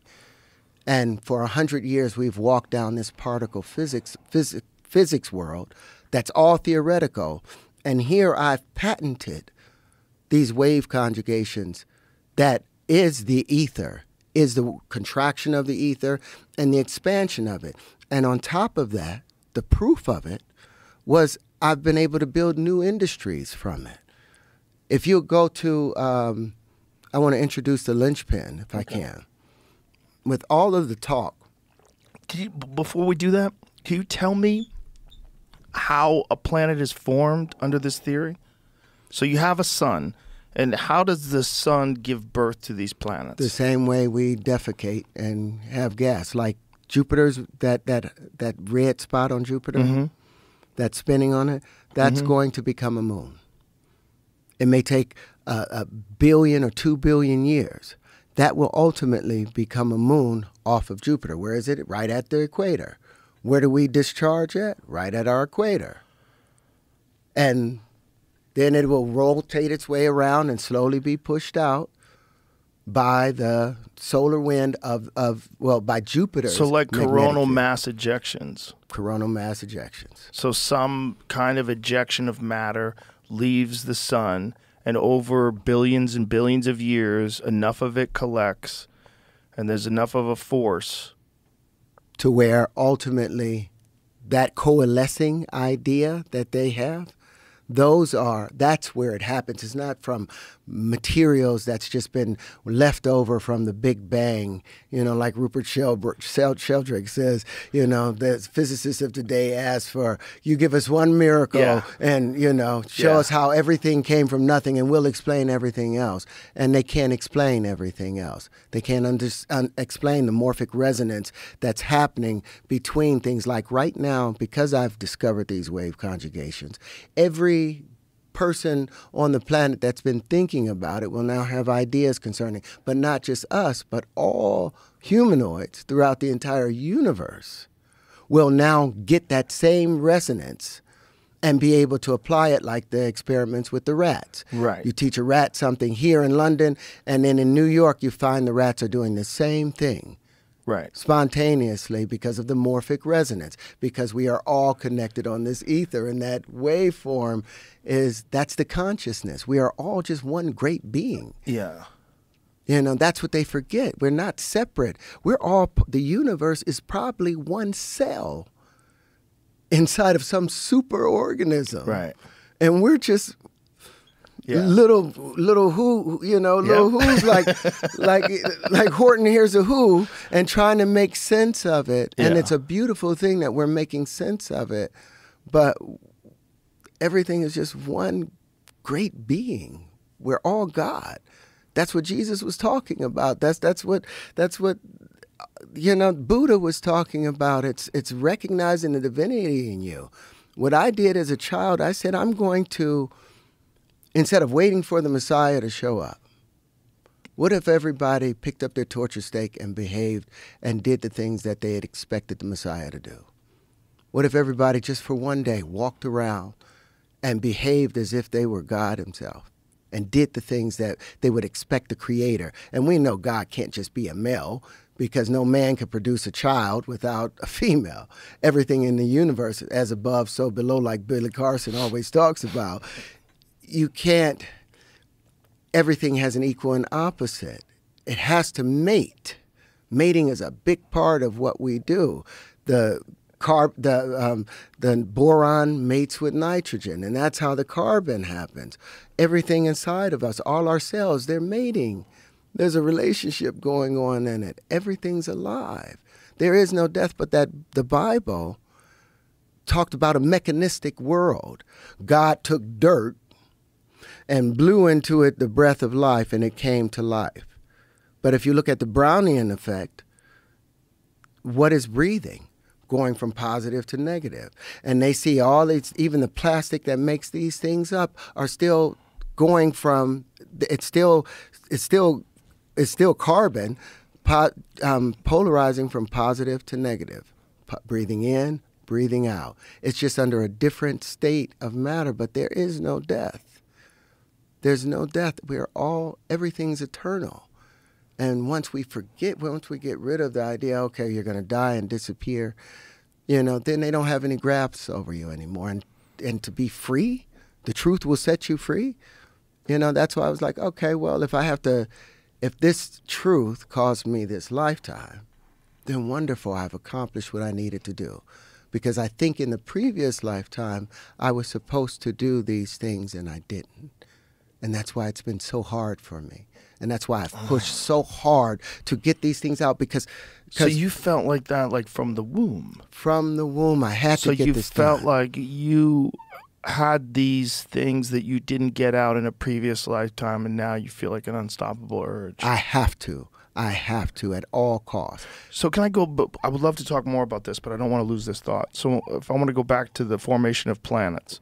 So under this theory, these stars eject matter, and over time, this matter will achieve a certain amount of distance from the sun. Short distance. Look at Mercury. Mercury isn't that far from it. Right. It kind of makes sense. And then over time, it'll eventually get further and further out. The sun will continue to make more and more planets over an imperceptible amount of time. We won't be able to measure it. In our world, we'll see it. It appears static, just like plants appear static to us. But if you ever watch one of those The motion Secret capture, Life of Plants. yeah, plants are moving and touching each other, and they're just doing it at a pace that our brain can't handle. A different temporal dimension. Yes. So the sun is creating planets, but it's doing so at a pace that our mind can't really wrap around. So we want to think there's just matter and that it's flying through space and it's inanimate. collects via gravity, and the more mass, the more gravity. It's supposed to, but take a balloon. Another Mm-hmm. thing that kills gravity. Gravity is supposed to be the greater the mass is the greater the attractor. You take a balloon, you rub it on your leg, you put it over the ground. Watch the dust particles jump off the ground, off this big mass called the Earth, and jump onto that balloon. Because why? Electricity is 137 times stronger than the pull of gravity or the effects of the so-called gravity.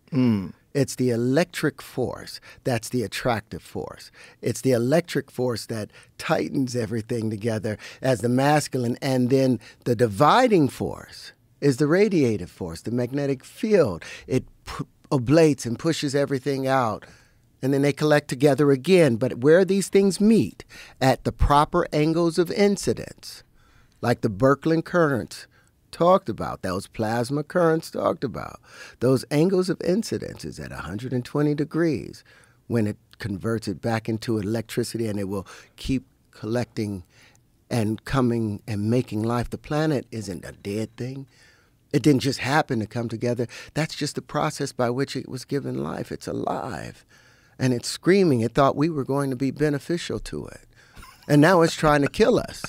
It needs to scratch itself and get rid of us because we are too dangerous, because we are using antiquated fundamentals. And like people say, well, what business do you have coming in here talking about science and all that? You're an actor. You want to know what my first patent was? The entire AR, VR world was built off of my first patent that was abandoned because I paid $260,000 for the worldwide patent. But then my agents kept, my lawyers kept sending me these maintenance fees and annuities. And I'm like, these folks are just trying to shake me down. I'm not going to pay this. Well, a year later, if you would pull up my World of Windows patent, I think it's one of the first patents up there, I want you to see where your AR, VR world came from. And you look at the list of companies that has cited, and didn't just cite it, they built their entire AR, VR world off of my World of Windows patent. Can you pull that up, Jamie? Of the computer. Yeah, it's the very, not that one. Not that one, not that one. Yeah, that's the propulsion patent. No. That's all you have, huh? Really? I'll double check. If you can go to Terry's linchpin, I'll show you on here. This is what what we put together for. Is that online? This is online. Text me that link and I'll just send it to him. Yeah. You got it? You got it. Okay. So merging virtual reality. It says merging virtual reality with reality. Go down. Patents and files, the very first one. Tap on that. So you go look over to, you'll see my name, inventor, Terrence Deshaun Howard. Worldwide application, and let's just read the abstract just so they'll... System and method for merging virtual reality and reality. Scroll it so I can see it. To provide an enhanced sensory experience. A system and method of merging virtual reality sensory detail from a remote site into a room environment at a local site.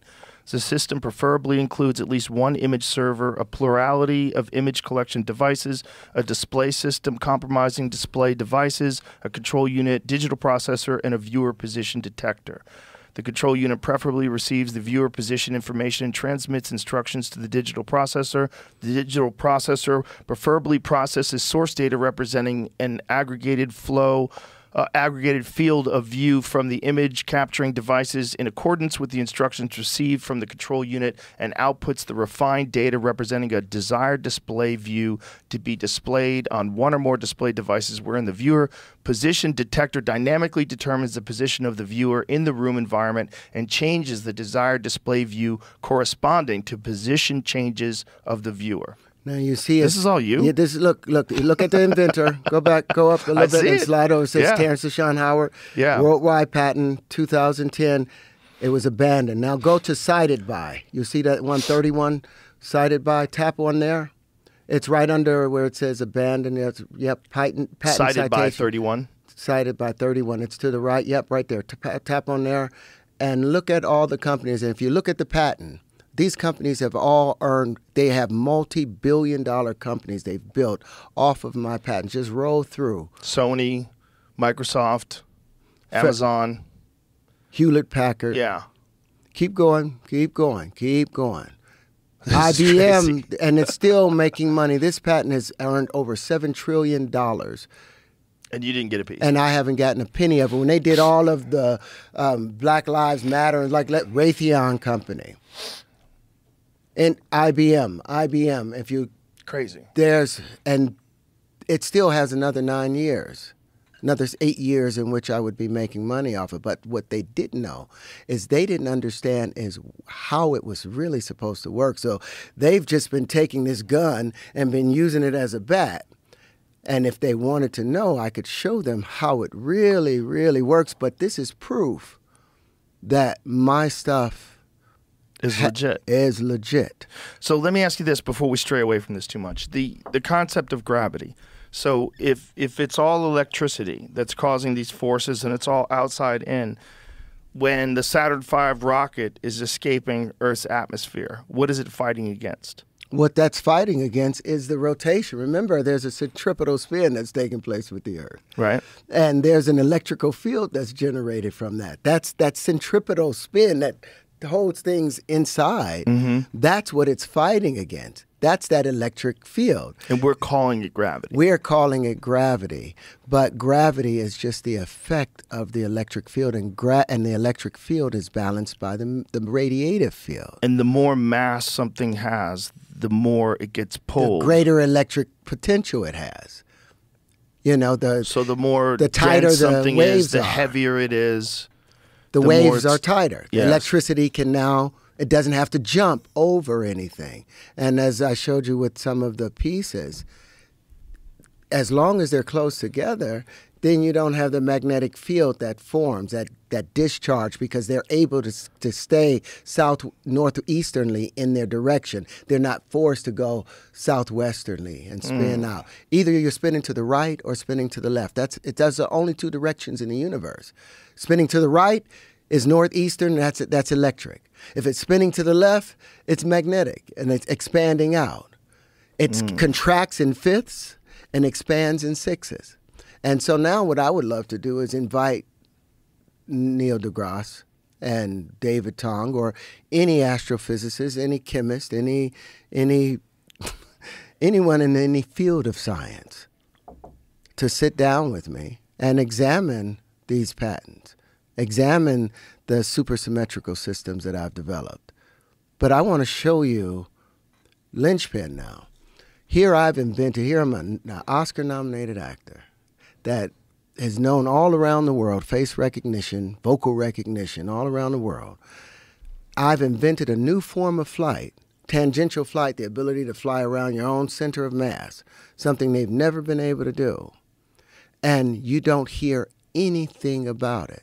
And it's unlimited bonding. If you can go to what Jonathan Davis sent over, he's one of the other programmers that work with us. Explain what it does. Explain, when you said flight, what do you mean?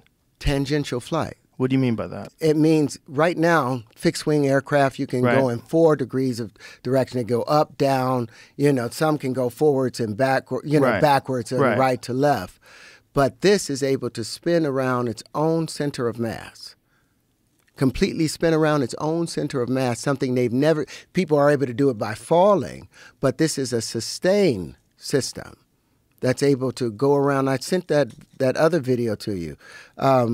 But their ability, because this is the geometry of hydrogen, any bond that hydrogen can make, linchpin can make, and what they're basically doing is building the periodic table in front of you. If you play 4 of them coming together, it's 4 like 30-second videos. I'll explain it out, but you'll see how these things align themselves. Well, this is the swarm, and they're all following this queen as a colony, and they'll do everything that she's doing. Go to the very first video. There's 4 in a row on it. Oh, that's how it came over to you. Well, let's see which one this is. This is 4 of them that's going to come together to pick up a barrel.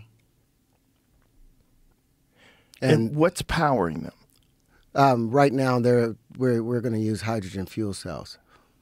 But I have another system, that I was going to talk about in a second. But it's an unlimited source of power.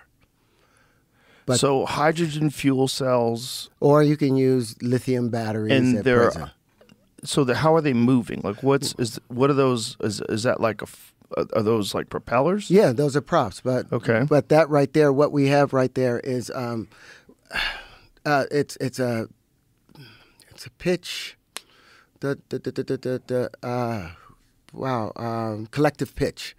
So instead of the props having to turn themselves around, instead of all the props having to turn themselves around to stop and turn in the opposite direction, like a helicopter, they just switch the direction. They just so it's a collective pitch, and it changes. And so now instead of going up, you're going down. But now 5 of them will come together, and watch what the 5 does with. So this is the end of cranes. Oh. This is and how many is necessary. And they can, since this is the fractal, they can be as small as a nanoparticle, or they can be as large as the universe, because the entire universe comes down to this. So I was trying to reach out to Elon Musk. I was trying to reach out to Jeff Bezos. Because my main goal was I was building these to clean up the upper atmosphere, all of that debris that's up there, and ultimately to mine the asteroid belt. Because you can't go out there. They keep talking about going out there. That's like you try and go that far away. That's like taking a starfish from the bottom of the ocean and bringing it up to where we are. Everything expands. The nitrogen expands too much. That animal dies. You take us outside where Mars is, nitrogen has expanded so much more. The hydrogen has expanded so much more that you will never be able to, you won't even have a spaceship or a suit on that's strong enough to keep your body together, and you will never be able to come back to 93 million miles away from the sun, because everything will have expanded, and you will expand to the point of vacuity and explode out. So trying to send a man out to Mars is like trying to send a man to live on Venus. The pressure is too tight near Venus. We will get crushed in a second. It's like being pushed to the bottom of the ocean immediately. You will get crushed immediately. The pressure conditions change as we move from the sun.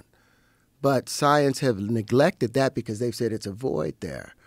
And they don't account for that higher pressure condition, but they found that radioactive decay is quicker closer to the sun, near Venus. Why? Because the pressure condition, that electric field and those magnetic fields are pushing on each other, causing it to turn back into an electric force in comparison to further away. When the Earth is closer to the sun, they found that radioactive decay is quicker than when it's further away from the sun. Is that by accident? Or is it just because of the change of pressure conditions? So us talking about going out, when my wife said on the thing, are we going to be able to put people on Saturn? No, it's too nebulous. It's expanded out too far. Our pressure, we would have to have a suit so strong and powerful in order for us to do that. But Linchpin is able to make it out there because we have another propulsion system that we've put together where I'm able to take water and put it into a small change. And this patent has been granted. It's the propulsion projectile. And we patented it as a gun because I didn't want anybody else to be able to use it like a gun. But it's basically lightning in a bottle. We take water and we put it inside of a small chamber based on the wave conjugations that I have and the angles of incidence. And we run an electric charge through a small amount of water. The water is not able to expand into gas like it wants to because it's locked into the pressure condition. So immediately it converts into plasma. And it converts the gas dimension into a power dimension. So it's lightning out of the barrel. Just from water. And there's no end like with... So it's a real lightning gun, like yes, from Quake. Yes. So, and the patent's been granted. Typically, you're limited to how much charge you can put inside of a cartridge. And, you know, you have to get more and more charge or explosive in there to get something out. But with electricity, you can send 1,000 volts or 1,000,000 volts through the same aperture. And that water is incompressible. And so it's just going to react. And immediately it converts into a plasma. And so we can project anything into space. All of that has been accomplished, and it's ignored. So it can act as a propulsion system for rockets as well? Rockets, anything, and in space. And that's the whole point for it to, because there's just nothing but moisture and that collective, and ice in there. So you can now, the linchpins can go all the way past Mars, attach themselves to whatever asteroid, mine that asteroid, bring it back, and have in one of the Lagrange areas. So for the audience out there, Lagrange areas are those areas where multiple magnetic fields meet and there's no weight to something. Another death blow to gravity was the fact that it's not a constant. It could not be a constant because things weigh heavier on the poles of the Earth than it does on the surface of the poles than it does at the equator. They're heavier at the poles than they are at the equator. And the further away from the Earth you go, the less it goes. So there's no consistency about gravity. It is not a constant. It is a coefficient, and it's more so just an effect. And it's the same thing with the Planck scale. You look at the Planck scale or the Planck length or the Planck weight. All of those things are based upon gravity, and they're supposed to occur at 10 to the 15th, 10 to the minus 15th, the Planck scale. But at 10 to the minus 35 is where the proton and all of that behaves. They have gravity inside of there as if it's affecting it, but they've already said that at a small molecular level, you know, at the nuclear level, gravity has no effect. So how is that part of a Planck scale? You know, there's a guy, Fleming, that talks a lot about this, but you take that, you look at the speed of light. Is that a constant? You know, in 1928, they saw that there was different fluctuations between 1928 and 1948 between the speed of light. And then out of nowhere, and Rupert Sheldrake talks about this, out of nowhere, they began to be a constant again, where there were fluctuations before. And he asked one of the professors about it, and he said, oh, it's a thing that we call intellectual phase locking, where when they get different measurements for the speed of light, all of the scientists around the world will average it out to one thing instead of showing the fluctuations in it. Oh, wow. It's called intellectual phase locking. It's not But is that called also fudging. because of the crude methods of measurement that they have available? No, they've been able to measure light, the speed of light, since Galileo was measuring Io going around Jupiter. And that's how they came up with the speed of light, was how he watched Io going around Jupiter and saw that there was a difference in how the light behaved. And they've been able to get very close measurements to what they thought was the speed of light. But it's never been a constant because it changes depending upon the medium it's going through. So there's no constant there, but they have that as part of the Planck scale. But the linchpin, the wave conjugations, the tetryon, it's the end of Planck. It's the end of Schrodinger's equation. It's the end of Heisenberg's uncertainty principle, and I'm ready to have the debate at any university anytime they want to. But they have no comeback for it because I have 4 supersymmetrical systems, and that's the thing about geometry. Geometry is its own proof. Supersymmetry is its own proof, whereas equations, anybody can have an equation. And only certain people can try and understand it, and it can be fudged with renormalization, where anytime they have an infinity, they renormalize it. That's why Dyson left the whole group back in the 1940s when they were talking about quantum electrodynamics. And Feynman said it himself, with this renormalization, is that real physics? Is this real math?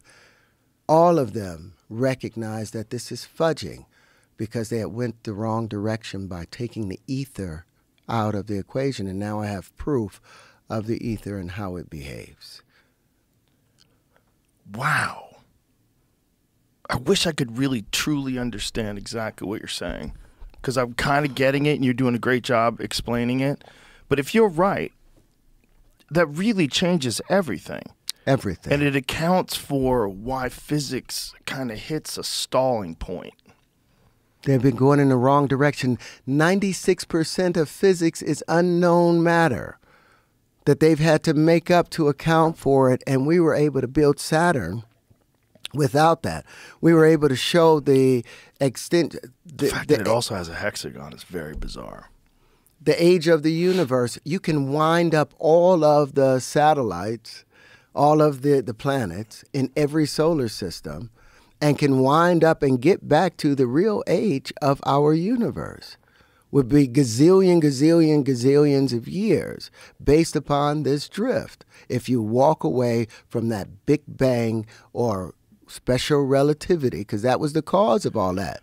Black holes came from the thought of gravity gone crazy. When gravity goes crazy, light won't even be able to escape from it because light was thought as moving as a particular constant. Right. We've just killed that. What do you think a black hole is? It doesn't exist.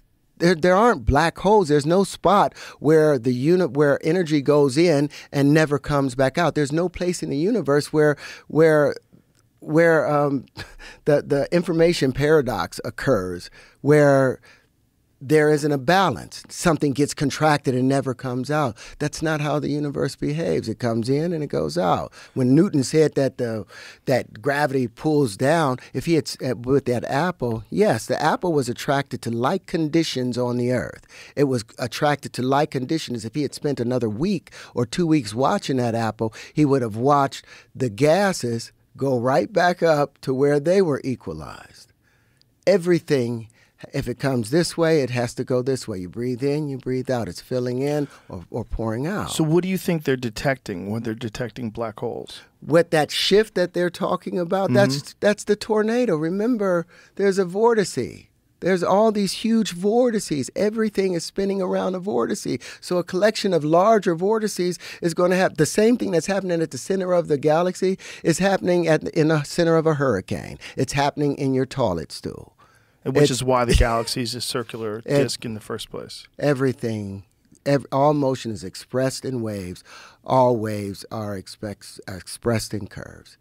It always makes spirals. So because of the concept of gravity and because of the concept of this event horizon, this super point of gravity, this infinite point that light can't even escape, that this exists because of the theory of gravity. And their math. Remember, they have a thing called zero.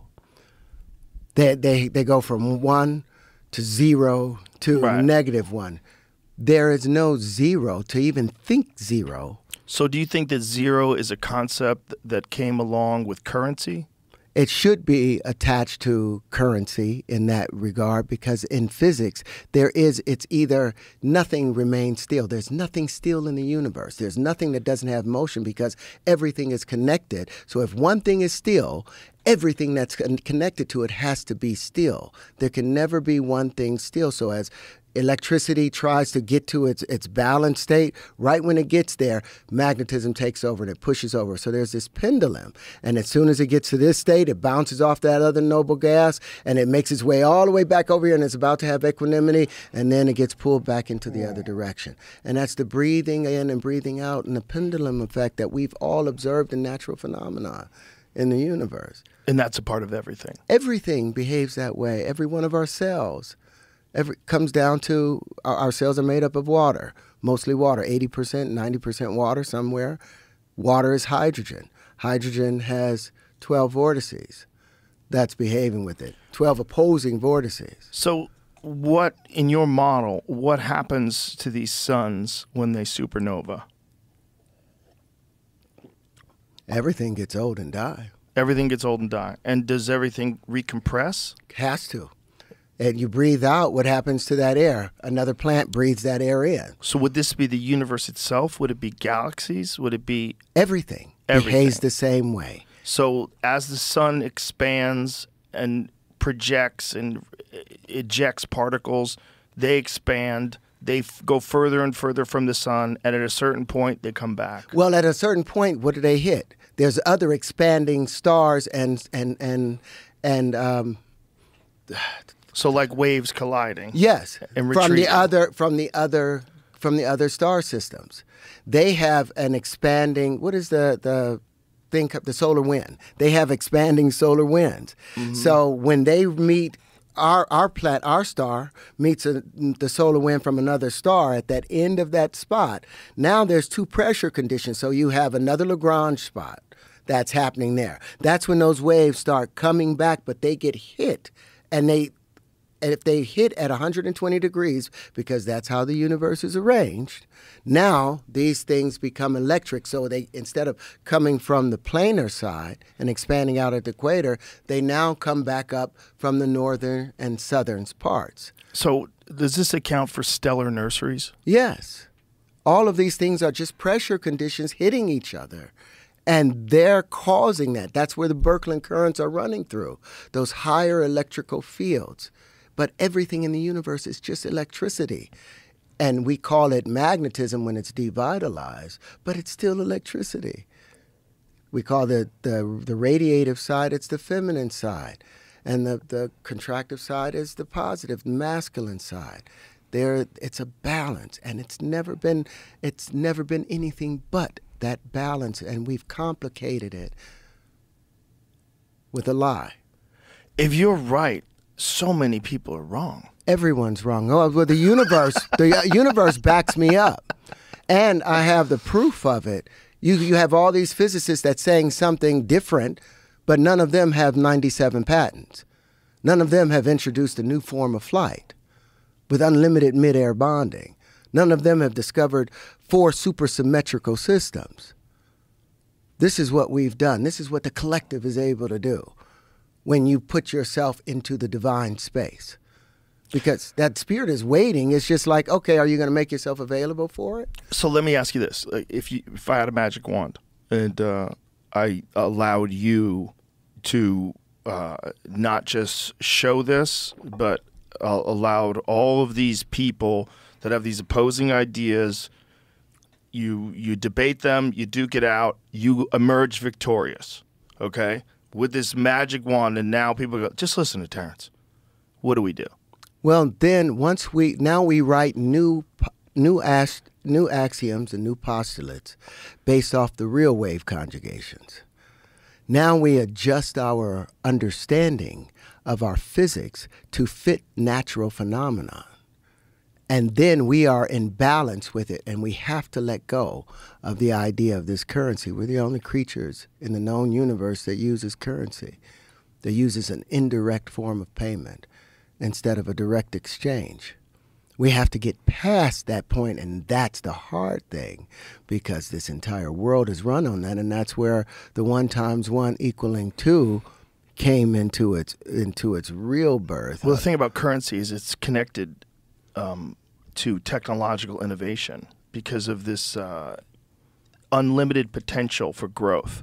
And when you have an unlimited potential for growth, you have people that are extremely motivated to make massive amounts of money, and they innovate in a very high way, and then they also implement that innovation in the form of technology.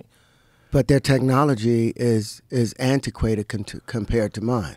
There's no government on this planet that has the technology that I have or can outdo what I have, because you can't outdo the fractal. How many people have you? I know you spoke at Oxford about this, but you didn't speak. Yeah, they didn't. Oxford did something that broke my heart. 5 minutes before the presentation, they wouldn't allow me to have a screen and show my proof. Why? Oh, their computer was down. And I was like, well, you can use my computer. No, we have sensitive things attached to it. I just need the projector. I don't need anything else, because they didn't want me to go and talk about this. And that's why I went out there and said, hey, pull out your calculator. I talked about acting for a couple of minutes, for 20 minutes. And then I was like, pull out your calculator. And I want you to enter the square root of 2 in there. And let's walk through this loop that is the square root of 2. I was like, let's walk through this, where the square root of 2 cubed is the same value as the square root of 2 times 2. And then when you divide it by 2 and cube it again, you get back to you take the square root of 2, 1.414213562373095. You cube it, it's 2.828427121746190. Divide it by 2, it gets back to 1.414. Cube it again, is back to 2.828. Divide it by 2, back to 1.414. Here we're taking 1, 2, 3 big steps. We're dividing it by 2, and we get back to the same value as we had in the very beginning. That's a loop. That's x cubed being equal to 2x, which is equal to x plus x. That's an unnatural equation. And every quantum mechanics and quantum physics equation has that square root of 2 in there. We've been living in this lie, this fostered lie, for so long. And what's the solution to that? The solution is learning how to multiply volumetrically, how the universe multiplies.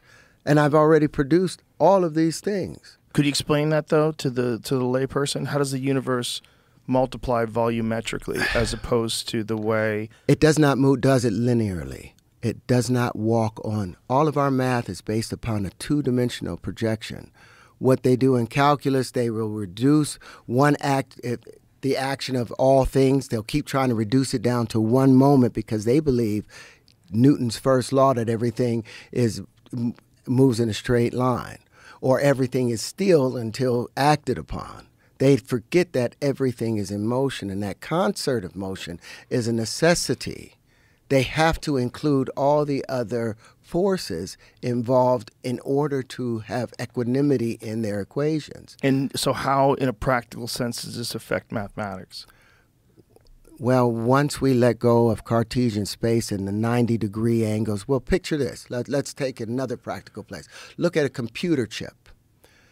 It has all of these 90-degree turns on it, typically, where they run the electricity. Can you imagine running at 186,624 miles a second in one direction, and you hit a wall, and you've got to stop, bounce off of that wall, and then you pick up your speed and you bounce off the next wall, and you bounce off the next and next and the next and the next. How much heat are you building up? How much friction is being built up from the interference in comparison to if it was just spherical, just going around? It would build up no heat. And if you allow it to be spiral, which my patent was talking about, that first patent was talking about, you're able to utilize all that energy, so you don't need the cooling systems. You don't need all of this loss or entropy. None of that occurs when you go by universal standards. That's all they have to do, is follow what the universe does. We have the contractive side, patented, ready and available. We have the expanded side, patented, worked out already, ready and available, and we've got the Constitution between the two of them. But how does that affect, in a practical use, if you're using math on a calculator? What is wrong with what the calculator is saying? The calculator right now is still saying that we're on a linear path, and it's just multiplying things in a compartmentalized space. So by reductionist viewpoint, by breaking things down to simple numbers, that you really can't just do that. You can try to do it, but it's like the piano. Remember the piano, the earlier pianos, they had, before they compartmentalized and everything was, remember that everything in the universe expands as a sphere. Everything. Even music expands as a sphere. But what they did with the piano is they took all the 12 notes and then they just start them all over again instead of accounting for the expansion, that space. So you would never, if you're looking at the periodic table, you would never get to the titanium or to the rubidium or to the cesium because they would all keep it with just the 7 tones. They don't allow for the necessary expansion, so you don't have all of these other isotopes to use because they keep things here. You don't allow your child, nope, you're not going to get taller. I need you to stay just at 4 feet. That's the height. That's how high you can go. You will now be allowed to grow further. And we naturally keep growing and expanding out. So they have to allow that, but their math doesn't allow it because it believes in a 2-dimensional space. And remember, there are no 2-dimensional spaces because in order for anything to be perceived, it has to be measurable. And measurable needs 3 dimensions, but it actually needs 4. It needs your perspective. You are the 4th dimension, and that's what Walter Russell also talked about, that it was 4 things coming together. And that's what woke me back up. And I was like, 4 bubbles meeting. But he still believed in the idea of straight lines. He was still hemmed in by it. And he's right. There becomes a cube sphere. There comes a point where everything comes together. But even, hold on, I'm going to try and pull up. Is it because that we can create straight lines that we get confused? We can't create it because even when you look at it under an electron microscope, you'll see all the little curved dots that make it up. There are no straight lines. Like if you look at this. Right, even in a box. If you looked at this, you'll say, oh, that's a square right there. Right in the middle. Sure. You'll see that square happening right there. Uh-huh. But if you look at it from the side, from its real perspective, you see that it's not. The straight lines are an illusion.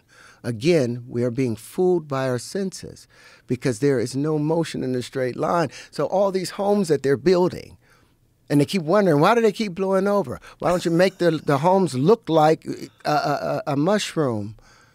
Follow the curvature of nature, and you won't have to worry about rebuilding them in hurricane zones or in tornado zones. It'll go right over it. They don't make airplanes that's just a straight box. They've allowed it to be aerodynamic and curved. They moved away from the straight lines in that aspect. In boats, they don't have the Noah's Ark moving across like this. They don't do that. Like I said, no man would be attracted to a Cartesian woman, to a Euclidean woman.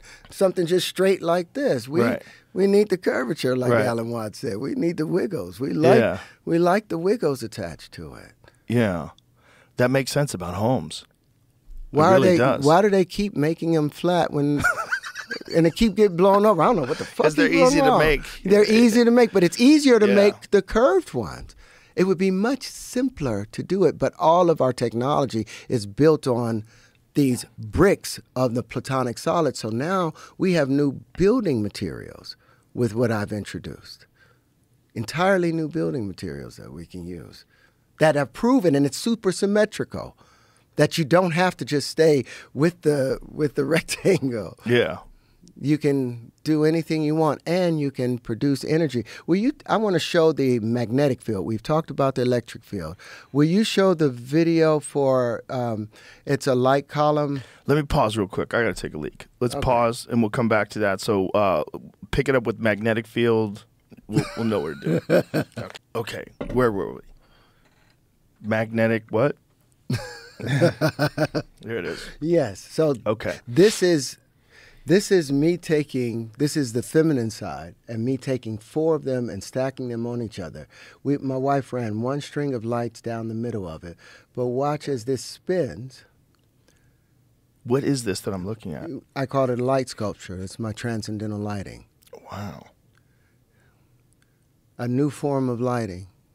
This is insane. This looks like a psychedelic experience. But this is repeating, this is rebuilding and predicting the wave field, the entire wave field of how it behaves. That's what the magnetic field does. Show me that again, Jimmy. That's why I call it transcendental lighting, because you could sit up there sober and get taken into an entirely new place. And I just spent it. I have it on a little string at the top, and I just turned it. Yeah, if you just make one of these and have it rotating on some sort of a engine, people would just trip balls staring at that.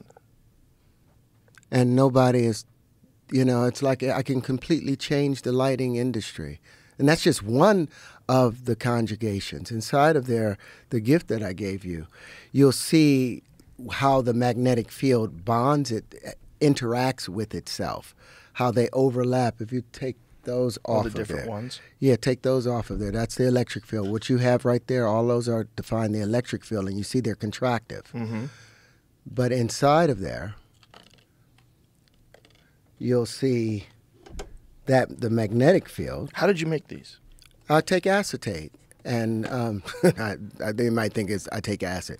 I take acetate, and draw out the flour on it, and I take the pieces of the flour, and then I use a soldering, So you make all these by hand? Build all those by hand. So what?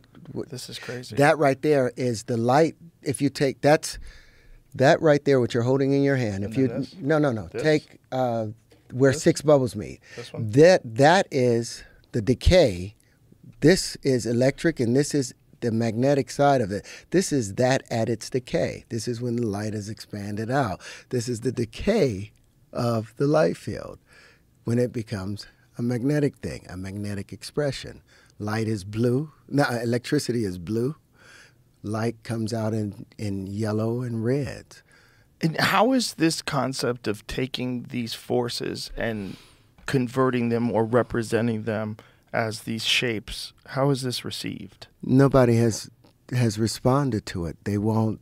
The universities. I went to Morgan State because of a really, really beautiful brother brought me up there to Morgan State because he saw these things. Yeah, no, I'm good. He saw these things, and we set up an entire presentation at Morgan State. Dr. Bardwell, even though we've got 3 papers that's been peer-reviewed, the geometry of the proton and the tetryon, that's been peer-reviewed. He said there's no way this guy knows any of this stuff. And so he knows any of the things inside of here. So no one from the science departments showed up. So they bust in children from different schools, and I talked to them, and I showed them how the universe worked. And then they brought like 20 PhDs from outside that came in, and I showed them how the universe really behaves. But none of them spoke on it out because what happened to Rupert Sheldrake? When you speak against the established norm, you get pushed outside. You don't get funding anymore. Well, I think part of the problem is also that when someone defines someone as one particular occupation, and for you, you're a very talented actor. So I'm an actor. You're a very talented actor, my opinion. And Thank you. So people think of you in that way, and so there's no way he's awesome at something else too. Yeah, well, a lot of that happened, like you said, the guy that interviewed you for Rolling Stone. Yeah, Eric. Eric. I invited him into my home for 2 days, and I walked him through all of these things, but he had an agenda at Rolling Stone. They didn't say Terrence Howard has discovered this, that, and the other. They said Terrence Howard, a very dangerous mind. So you put that kind of... Did they mean that in a complimentary way? I didn't read the article, so I can't tell you. It wasn't taken in a complimentary way. So they thought you were crazy. They took it as crazy. Right. And he tells you that I had something serious, but to everyone else, I want to take you guys to something where, you remember Nikola Tesla said if mankind understood the magnificence of the numbers 3, 6, and 9, he would have the keys to the secrets of the universe. If you will go to the linchpins bonding. Can I bring you back to the Rolling Stone thing, though, because you kind of abandoned it? I think. No, I'm going to show you. Okay. I'll show they have you an on agenda. that. They had an agenda. Yeah. Because remember, at the same time, they were calling me a wife beater and all of those things. And then I put out the video showing what that same woman that had painted in a black eye. Those pictures weren't made at the police station or at the hospital. She took those pictures herself, and she was blackmailing me for years because I had, when we met,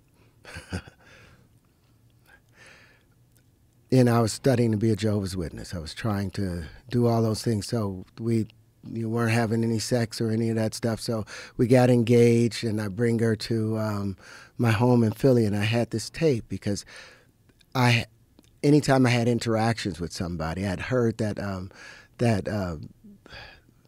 Louis Armstrong recorded everything around him. Same thing with Marlon Brando. I recorded all his interactions with people.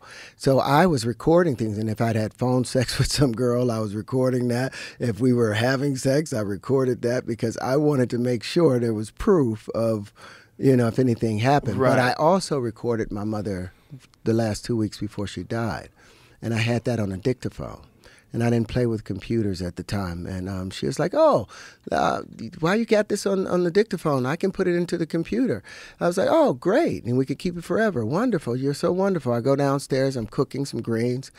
2 hours later, I come upstairs. All of my dictaphones from the last 15 years, she has downloaded into her computer.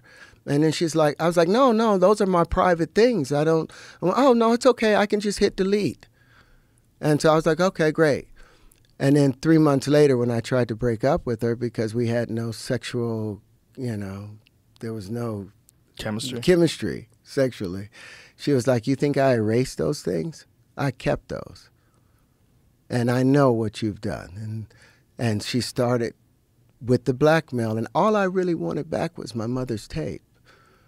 Where she told me, I know you're going to be okay, Terry. I always knew you were going to be okay. I just wanted my mother's voice back. I paid her whatever money she wanted. She destroyed that. She destroyed my name. But like I said, I thought that was a death blow. But that's what took me back when I had nothing. That's what took me back to this. And that greater being started showing up again. And you think if that had not happened, you probably would have gone further and further down the world of acting, and you would have abandoned this. Oh, my goodness. I had, I was doing Iron Man. Yeah. Out of nowhere, that gets taken away. We did a 3-picture deal with Marvel, a 3-picture deal, $4.5 million for the first one, $7.5 to $8 million for the second one, $12 million for the third. We signed it. They come back to me the week that my mother dies, and they called my agent, Charles King, he was at William Morris at the time, and they said, yeah, we want Terrence, but we want to come back for $1 million instead of the $8 million that we had agreed to. And my agent had an emotional reaction to a business decision, and he said, F you, and hung up the phone. Well, immediately they go to Don Cheadle. Oh. But instead of just doing that, they had to spin, he was terrible on set and all of these things, and went through all this stuff. And I'm calling Robert Downey Jr. I'm calling him because when I was doing the Brave one with Jodie Foster, Susan Downey was a producer with Joe Silver. She comes over to my trailer, and she's like, wow, it's so amazing. Congratulations on Iron Man. It's the first time they've hired the second lead before they've hired the first. But Robert wants to go in there. And they were talking about Clive Davis and all of that. And I was like, okay, great. I'm just moving along doing my thing. And she was like, but Robert really wants to go in, but they won't see him. And I was like, I love Robert. I love what he does. I loved him in Weird Science. I loved him. Who did they want? They wanted Clive Davis to play him because remember, in the series, War Machine was supposed to take over. Right. And I'm like, well, if Robert wants to come in, so I called Avi Arad immediately. He was the producer on it, and I'm like, Avi, I hear Robert wants to come in, but you guys won't even let him audition. He's like, no, we can't bond him. I'm like, instead of the 4.5 you want to give me, why don't you take $1 million for the bond for him? If he gets, and let him audition, you know, and so he gets the part. Robert is like, I love you, thank you so much, da da da da da da da. Well, when this other thing happened, I'm calling Robert, and he's doing Sherlock Holmes. I called him 27 times, and I'm like, and leave a message. I'm calling his assistant. I'm like, I need the help I gave you. I didn't hear from him until 3 years later. I bumped into him at Brian Grazier's wedding.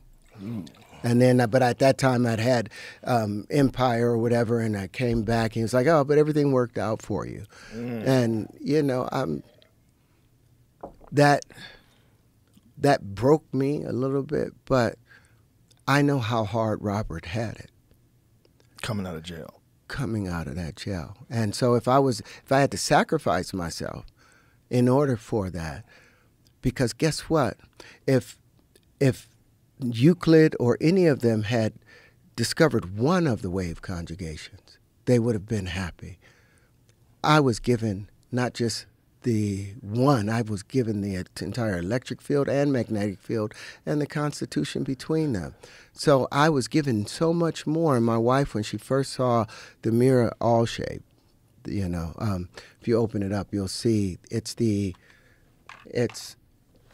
right here.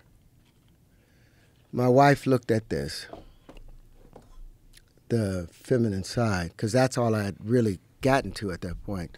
And she was like, this is what you'll be remembered for, and your acting will be just a footnote.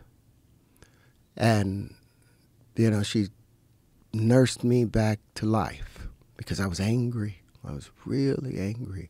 And I was going to use all of the knowledge that I had, and I was going to destroy mankind.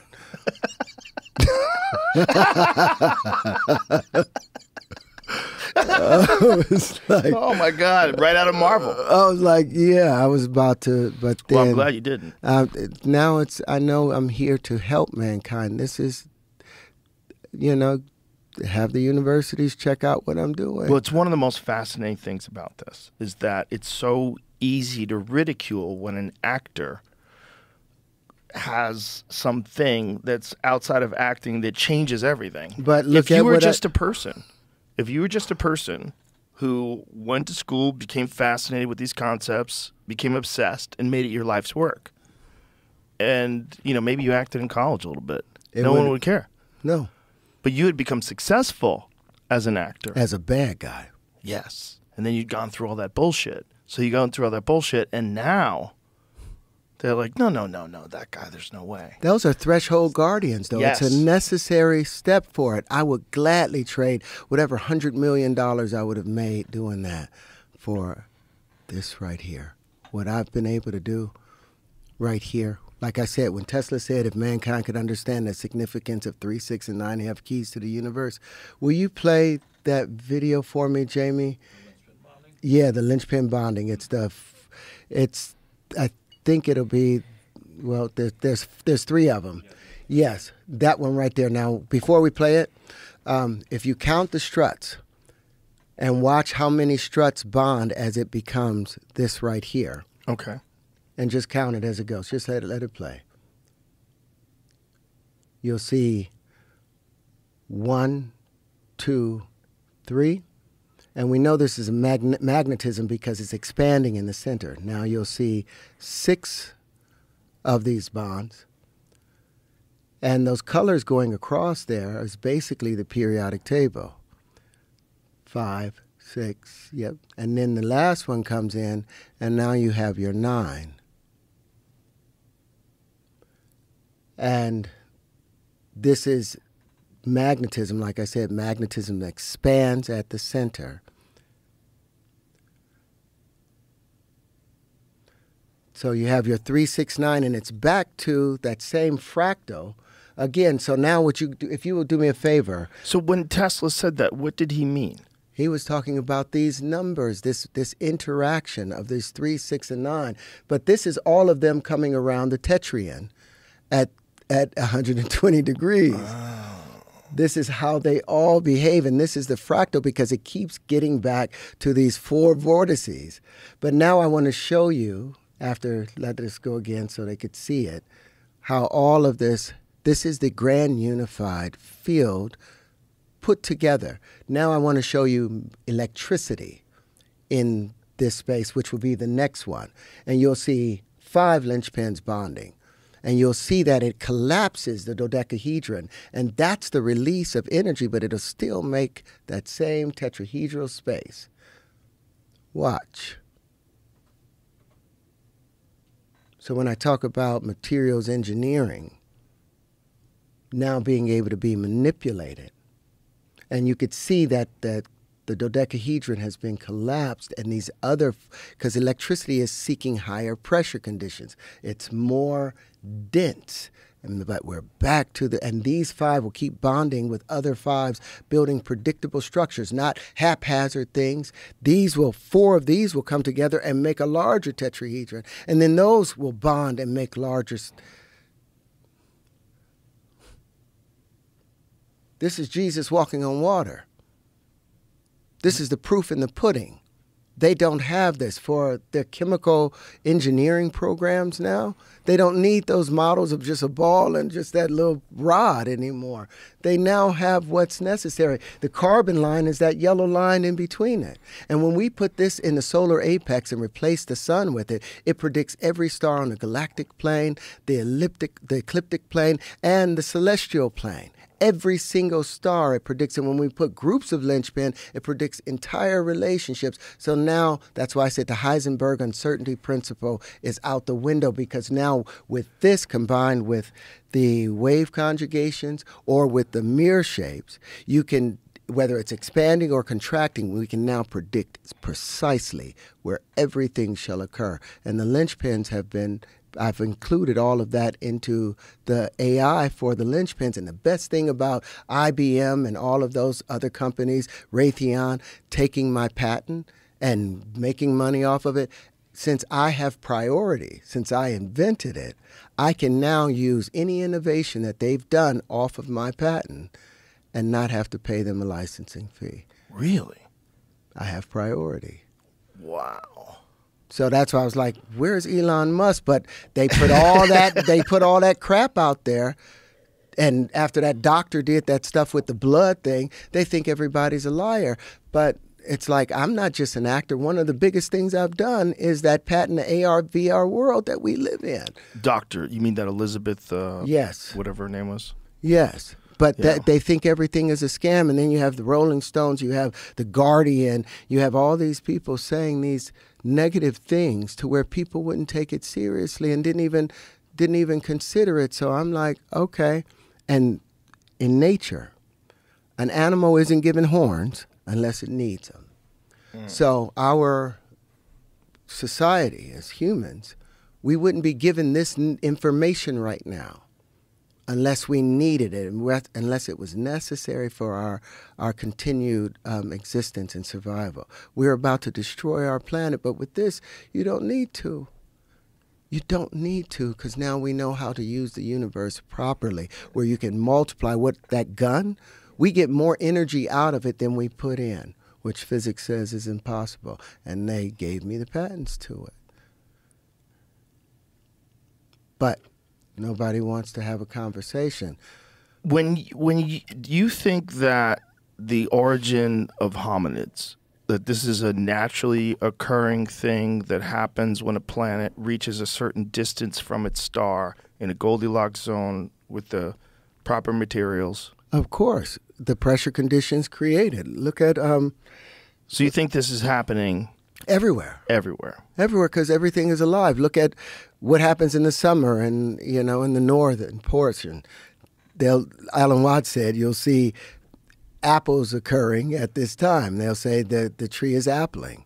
Well, what happens with the planets, it's peopling. Whoa. This is just peopling. This is just what occurs at 93 million miles away from the sun. What do you think occurs after us? Well, once we get pushed out further, what happens? We need nitrogen to to expand into, to unwind into oxygen.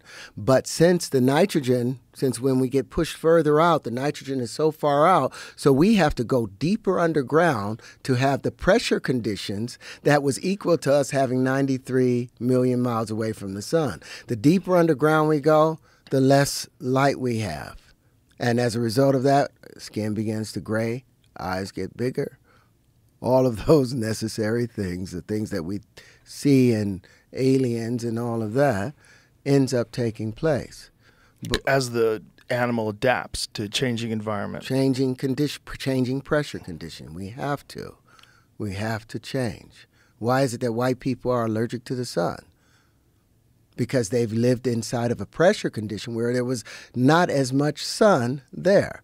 So when they get into this area where there's a lot of sun, now you have melanoma and all of those other issues. But if they're in their natural environment, they don't have any of those problems. Right. So they have to keep recreating their natural conditions that allows them to have homogeneous nature with everything. But we're living outside of nature. Because we're acting on faulty ideas. Faulty fundamentals. We're still going with Euclidean straight lines when there are none. And we would rather think we have understanding of the universe at 4% and keep the 96% as a mystery. And we invent all these science fictions. Black holes and dark matter and dark energy and all of this stuff, neutron stars that's spinning so quickly. We invent all of these things because the math is off. Because the math is not based on equanimity and they have renormalization. You know, there's, I'm not going to go down the whole rabbit hole on it, but everything they've been doing.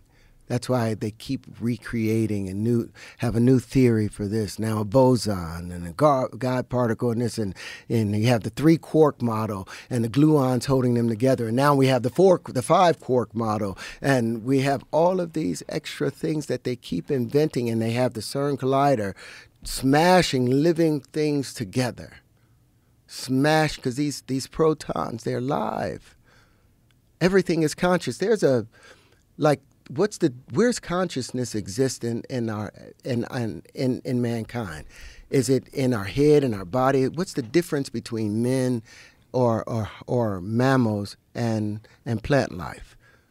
Do you think a grain of rice has 54,000 genomes in it?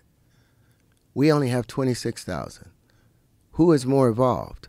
But what's the difference between us? If you, Jamie, could pull up I have a picture showing hemoglobin and chlorophyll. And you're going to notice that the hemoglobin has the same exact combination of carbon and hydrogen that we have. The only difference they have is the center of theirs is magnesium and the center of ours is iron. That's the only difference. You put a cephalopod up there, it will be copper. The same interaction of So where does consciousness occur? Where does the sentient being? Is it just in the iron? Or is it the magnesium deals with the pressure condition, like with a cephalopod, it has to have copper at its base because of the pressure condition. It's the same experience, just under a different temporal dimension. Change the pressure condition, change the motion condition, you change the organism, it adapts. But it's the same living principle. There's no difference between us and the plants. And when people are chopping down and ripping things off just because they can't hear them scream, it's wrong. So TCOTLC.com, we put all the patents inside of the Center for Truth, Love, and Consciousness.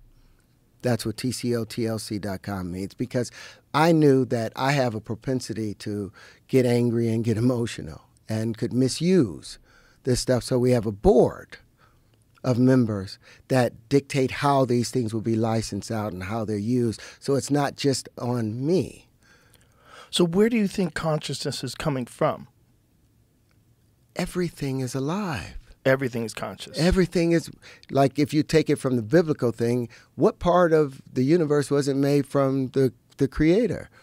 That he picks up some other, if the creator is eternal. So we just don't think of them as being alive because they don't move and they don't talk to us. We don't speak their language. We don't have the sensory ability to perceive their consciousness. But we know, we've learned, like if you look at The Secret Life of Plants, they show that they'll take plants of the same mother and father and they'll seedlings and they'll watch the root growth, and because they are siblings, they are moderate in their root growth. But then they'll take the same species of plant but use a different seed from another parent and they're more aggressive in their root growth. Wow, they're cooperative. They're instead of competitive. Yes, when they're in the family. The tree, they'll take radioactive carbon or nitrogen and put it on the leaf of a mother tree, of a fern or of some kind, or fir tree, and they will put isotope or radioactive identifier at its offspring, and you'll see that mother tree is, through the mycelia, is taking that nitrogen and giving it to its youngsters. Yes. Yeah. They call out and they speak and they're interactive and they share resources. They're alive and sentient because everything is alive. But we see everything as dead because of what the Bible said. Because it breathed into life, and the universe is just one big nothingness of dead. There's nothing dead in the universe. Everything is alive and everything is a piece of God. So when we do good things, then God is good. When we do bad things, God works in mysterious ways. It's just how we are behaving. And we can all take the conscious level and recognize, okay, somebody's got to do the right thing. And if you do the right things happen. And you're going up against the stream of mankind, but I've got the entire universe behind me. I have the universal phenomenon and observable evidence and data that stands behind it, and 97 patents and trademarks and copyrights and multiple industries that I've invented. Nobody else have ever invented tangential flight and the ability to fly or unlimited midair bonding. There's also a lot less confidence in the stream of mankind than there used to be.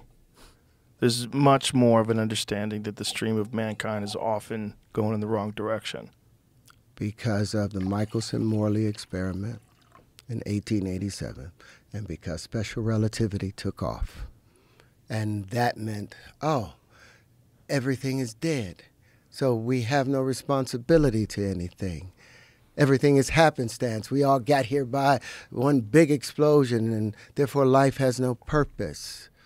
Nothing has a purpose. And so now we can kill off these things. But they haven't looked at hemoglobin and chlorophyll. They haven't looked and said, okay, wait a minute. Let's do the law of similarities. If A is equal to B and B is equal to C, then A is equal to C. My view is this. If you know one thing about one thing, you know one thing about all things. Find the common factor and either multiply or divide. And that common factor happens to be hydrogen. Everything in the observable universe that we see is 99% hydrogen. Well, now we have the geometry of hydrogen.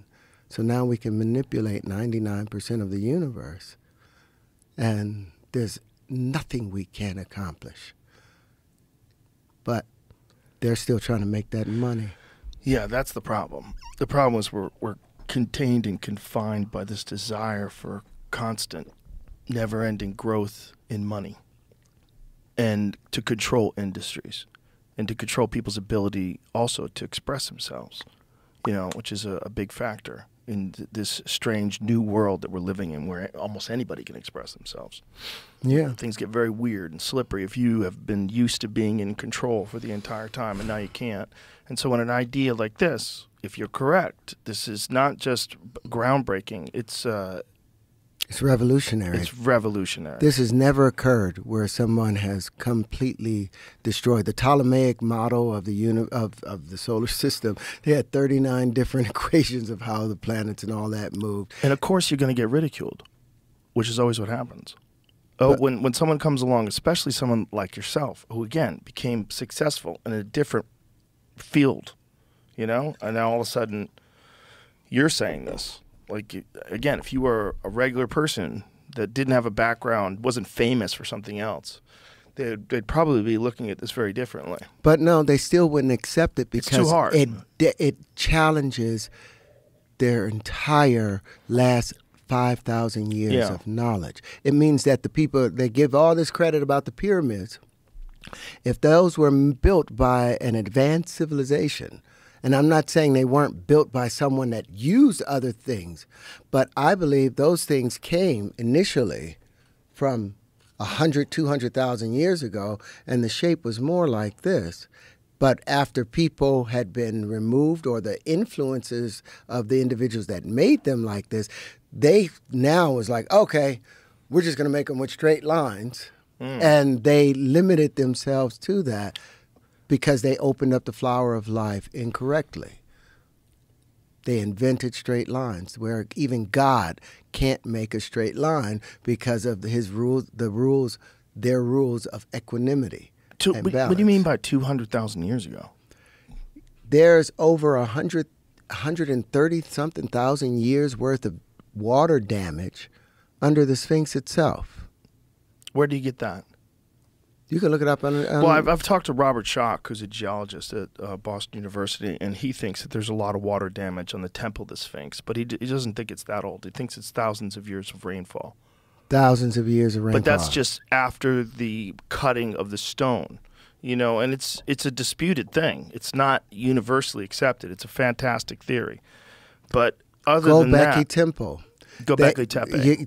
Tepe. Yeah. You go back there, what they've done with the carbon dating on that in itself is like 13, 14,000 years old. I think it's 11. It was buried 11, purposely buried, which is the fascinating aspect of it, that the dating is universal through the ground, which shows that it was purposely buried 11,000 years ago. So that would put the construction time previous to that. They don't know, though. But look at some of the maps that came out of Southern Europe. It's not Southern Europe, Southern Africa. Right. That showed Antarctica in its full, and how it behaved long before they were able to do a number of things they were able to do. Right, when they didn't really even know it existed until, I think it was... Those oral traditions go back 100,000 years. Yeah. Those oral traditions don't go back, 6,000 or 5,000 So what do you years. think happened? Mankind, well, okay, let's unpack this. If we are 98.7% identical to simians, right? Right. And there's only 1.3% differentiation, who's more evolved? We're consider ourselves to be more evolved. But you look at the simians, they have 48 chromosomes. We only have 46. Where did that change occur? Where did we get this new understanding? And how did we lose two chromosomes, even though we're 98.7% identical and behave just like them? There's that 1.3% differentiation, whether you want to call it the Anunnaki or some other influence that acted upon us. But there's been a change within our DNA and our structure. And we were given, the Sumerians were given their number system. That's where the 1 × 1 = 1 came from. And their system of straight lines or the Platonic solid. So my thoughts is the individuals that wanted us here to whatever work, whatever manipulation they did for us, they wanted us to have a system of measurement, but something that could not contradict, not giving us the full picture. So they gave us a limited scope where we can measure small areas, but we would never need the larger areas. We'd never need to be able to move out in space because we were engineered for a particular reason. And those stories, you go right back. Every civilization has similar stories. The Hindus have those same stories. The Africans with the Dogons, I think, same story. All of these stories proliferate around the entire globe in the ancient traditions. But what did the Catholic Church do? They went through all of these areas and destroyed all of those books, destroyed all of that information. Why? Just like the Taliban blew up the Buddhist statues. Why? Yeah. Why did we destroy all of the Native Americans, all of their information? What was the purpose of it? There's a dumbing down that's happening. Well, it's also a forced compliance, right? Comply with the new ideology. Whoever's in control, whether it's the Catholic Church or the United States government in the 1800s that prevented Native Americans from speaking their native language. Yeah. Now, if you're correct with this concept of a sun ejecting particles which eventually over billions of years form planets, and then there's a natural occurrence that happens where intelligent life forms emerge, and that this happens everywhere through the universe, and that there are steps, and that these steps that are past where we are is what we look on the iconic form of aliens with the large heads and the big eyes and the tiny spindly gray bodies. If we go to other planets, and we do, especially with drones, if something knows how to travel here from somewhere else and understands this process, because this process is ubiquitous throughout the entire universe. Yes. Everyone, and at a certain level of technological sophistication and understanding of matter itself, especially if they have already figured all this stuff out a million years ago, they would probably want to experiment or even accelerate the evolution, our advancement. And it appears our advancement happens very unnaturally.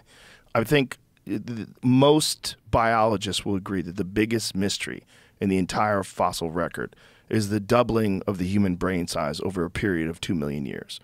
It's a very, very, very fascinating point. It's real. It's not debatable. Doesn't it scream manipulation from an external force? Something, right? Something. It screams something took place, because it's an extraordinary something. And if it's the something that takes place that's responsible for the single most bizarre animal on the planet, the one that can manipulate its environment in a way that nothing contemporary can do, nothing alongside that lives with it in the same timeline is even close. Nothing's even remotely close. It's very, very, very different, but it's also extremely flawed for something that has such a high level of technical sophistication. Because of our fundamentals. Because we're still barbaric. We're still at a core. Flat. We know the world, the universe and the world is round, but we're still using flat principles to approach it. Right. And so if you were a super sophisticated creature from another planet and you needed some particular materials from our planet, and the Anunnaki story is all about gold. Yes. They needed gold. Fixing up the... Yeah. The idea was that they were going to, and this is all from Zecharia Sitchin's work, right? Mm-hmm. And the idea was that they were going to suspend gold particles in their atmosphere in order to protect their environment. Because they had abused. Yeah. They had abused it, and I think there was also some speculation about volcanic eruptions, that volcanic eruptions had probably ruined their atmosphere as well. But they had the ability to do something about it. And the way to do something about it is to mine gold. And that they took us and they created us from the hominids. From the hominids. The reason why that's so interesting is because gold is fucking useless 10,000 years ago. Why do you need gold? No one needs gold. If you're surviving, if you're a hunter-gatherer, gold means jack shit to you. Why is it the number one method of currency throughout all human beings, all over the world? Well, remember, they abandoned. Remember, for a long time, like if you're thinking about Italians, they talk about it's salt, the soul. Yeah, it was salt. Salt for salt food, yeah. was what we used for currency in exchange for the gold. Right. So where did the gold come? Why did we have an appetite? Right. For it? Why? If it wasn't placed into us, if it does not sustain us in any way. It's very intriguing. It's very intriguing because it doesn't do anything. You can't make a weapon out of it. You can't make a tool out of it. It's too soft. It's excellent they for weren't electronics. necessarily doing electronics, but silver is even more conductive. If you want it for electronics, silver is like 17 times the conductivity of gold. Well, they weren't even using it for that. You're right. But they did use silver as well. Silver was also used as currency. But not like gold. Gold's the king. Always has been. Gold is number one. So why do we love it? Why do we need it? Why do have we trade life for it? Always. Why have people like risked their lives traveling across the sea with wooden boats filled up with it to the point where they sink? And then we find these fucking bones, these dead soldiers, surrounded by gold coins. It's crazy, One right? of the greatest things about the linchpin is it's also submersible. And so one of the main points is, you know, I'm about to build 5 smaller ones. The only thing that I'm missing right now, because we have built a ton of, we've got like 20 different prototypes that. So when you say submersible, you mean transmedium? No, like transmedium. They can so go it can underwater. Fly like these UAPs. Yeah, but that no, they've we can talked go about. underwater Right. and be able to go now. To maneuver through the and water. be able to grab. They can identify where that gold is. Oh, God. And now they can go down and pull it up themselves without even informing the government about it. I don't need any of that other stuff. And I think that's why this has been suppressed. When I first took it over to Raytheon, I have these 2 test pilots, you know, both colonels, you know, been there for 30 years, one at Boeing, one at Raytheon. He said, the people at Raytheon said, let's see if he can keep it. They didn't know I had all these other patents surrounding it that they had no idea, but its usage, if they use it, the world changes in a beautiful way. If they ignore it, we cease to exist because we'll continue down this wrong path. So do you think that intelligent life in all places of the universe has figured this out already? If they're traveling here, they have, because you don't use power to go from one place to another. You decouple from the electric pull. You decouple from the Earth, and guess what? The Earth pulls away from you at its speed. You decouple from the solar system. It pulls away at its speed. You decouple from the galaxy. It pulls away from you. That's all you really need to do, but they didn't know how to decouple. In 2 years, I won't need props anymore. I'll use molecular excitation, which is all inside of the patents that I've put in there. So one of the things about this whole back engineering thing that you keep hearing about with UAPs, the back engineering, is gravity propulsion systems. Is that there's a system, this is what Bob Lazar talked about, there's a system that uses a stable element called element 115 that was just theoretical until they discovered that it actually exists in a particle collider in the 2000s. So he was talking about this in 1989. And what he's saying is that there's some sort of stable element that gets bombarded with electricity and it creates this gravity wave. That you can do that, or you can just, like with music, use a discordant tone. And those tones will push away. There's a particular tone that the Earth is on. There's a particular tone, the key of A. It's 432 hertz, the Schumann resonance. All you have to do is have the opposite tone to that, and it will be pushed away from it. You don't, the same way a bubble at the bottom of the ocean doesn't use any energy to get to the top. But because it's completely in opposition to its environment, the environment pushes it away. That's what you do if you're an intelligent race. You can use an oar if you're trying to swim across the ocean. You can get across there, but an intelligent species, like Alan Watts said, will use a sail, and they'll tack and make their way across. You use the energy. That's what judo is. It's supposed to be the Tao way, which is the Wu way, which is not forcing anything. And the Japanese just say judo in a harsher sense, but it still means using the energy of your opponent against it without expressing unnecessary energy. So you just use the equal and opposite forces of tones. You can do all of this stuff with tone. You don't need to use any electricity beyond creating the frequency. That's what the Beatles use, not the Beatles, the singing group, but those Beatles that they have in the Scarab Beatles, and those people that were doing those experiments with it. That's what these shapes, used properly, vibrated properly, It's a levitation. And so that would be the method of propulsion. Method of propulsion and also decoupling. And so it wouldn't show visible means of propulsion. Just like these UAPs don't show visible means of propulsion. They don't have a heat signature. No. So they'd be operating on something entirely different that's allowing it to propel. And then you could figure out how to manipulate that how. Take the frequency of the Earth and find out what's the equal and opposite tone to it. Wrap your ship in there. And how fast could this thing go? You decouple from the Earth. You move at, what's the Earth moving? At 1,000 miles an hour or so. Takes 24 hours for it to get around. Mm-hmm. You know, how quickly is our solar system spinning?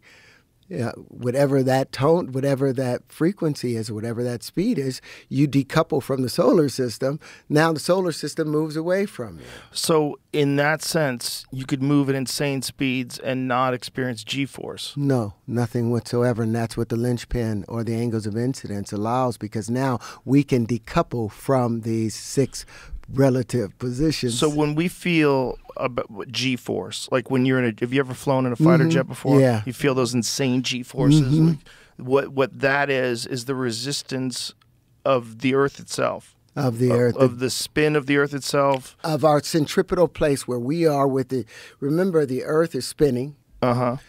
The solar system is spinning and acting a force. The galaxy is spinning and acting on it, So and now the all planet these forces is pushing down. in. So if you decouple from them, then you have no force pushing you through, and you can essentially travel instantaneously to anywhere if you have the right frequency. the right frequency, it's all frequency. It's all frequency. And the right angles of incidence. You can't get there with Cartesian space or Euclidean 90 degrees, 45 degree things. You cannot get there. You have to have the truth. And that's why I think I was given all of these things. It's like, hey, let's stop destroying the planet. You don't need oil to do all of the things you're doing. You know, we can now take, right now we're writing a patent. I'm working with Jeff Yee, another mathematician that we worked, and me and Chris are doing another patent, but we're able to take the radioactive decayed water, the stuff that they're using to cool those rods, and use the proper angles of incidence and the proper field, and can reverse that radioactive decay to in days and not take 100 years in order for it to do. It's just a change of pressure and motion conditions. When I was talking to Jeff Yee about it, he was like, well, we can use neutrinos coming from the sun, and saw that there was a different relationship, like I was saying before, how radioactive decay seems to happen quicker around Venus or closer to the sun. And I was like, is it possible that that's due to the change in the greater pressure condition that's happening, and therefore the electricity is able to have a greater effect upon it? You know, it's like, oh, no, how do you know that the pressure is greater, you know, at Venus? And I was like, oh, you still think there's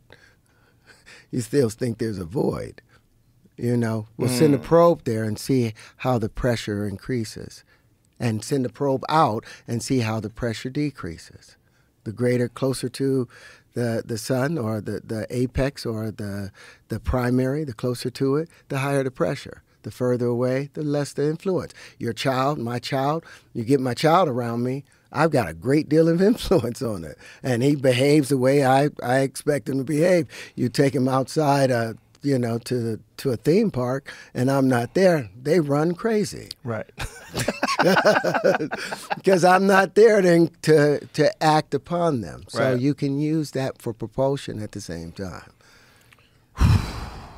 I feel like we could do 100 of these podcasts, but I think we should wrap this one up.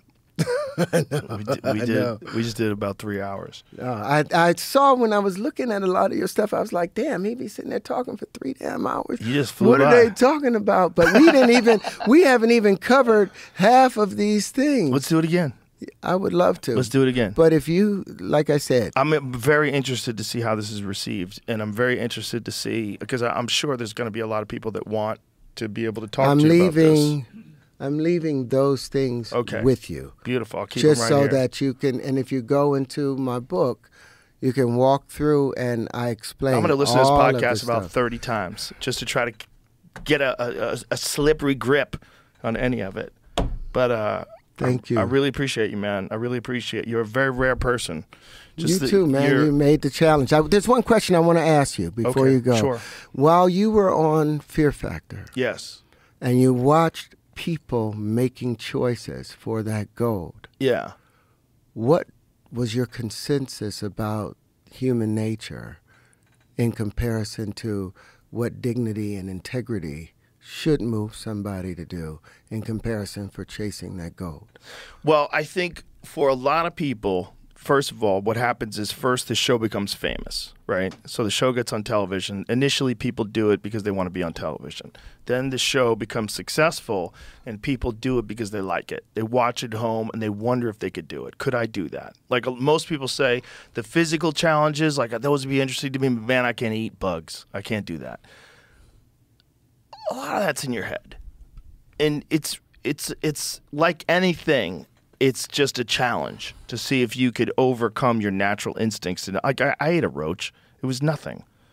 It's no big deal. I ate a bunch of things. I ate a cicada. I ate a sheep. Cicadas are actually good. Like people cook them. And there's, by the way, you should cook them because there's a giant hatch about to go down right now.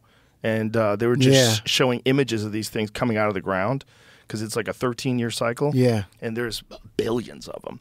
And you eat them. They're delicious. A great source of protein. Yeah, a great source of protein. People got to get past the idea of eating bugs. But so then people started doing the show because they wanted to see if they could do it. And, you know, some people are in credit card debt.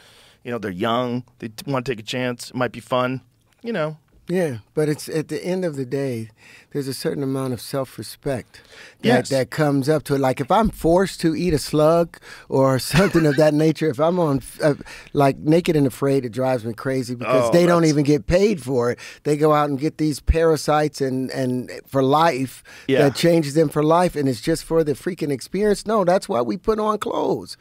It's the clout. They want to be on television. People want to be on television so bad. And I think being on television is the worst thing that has ever happened. I feel like an emotional whore, you know, because they don't appreciate that I'm tapping into something sacred, some sacred emotions, and I'm just turning tricks for Johns, turning tricks. And if I do a great job turning this trick, then they'll do a gangbang with their buddies, literally and figuratively.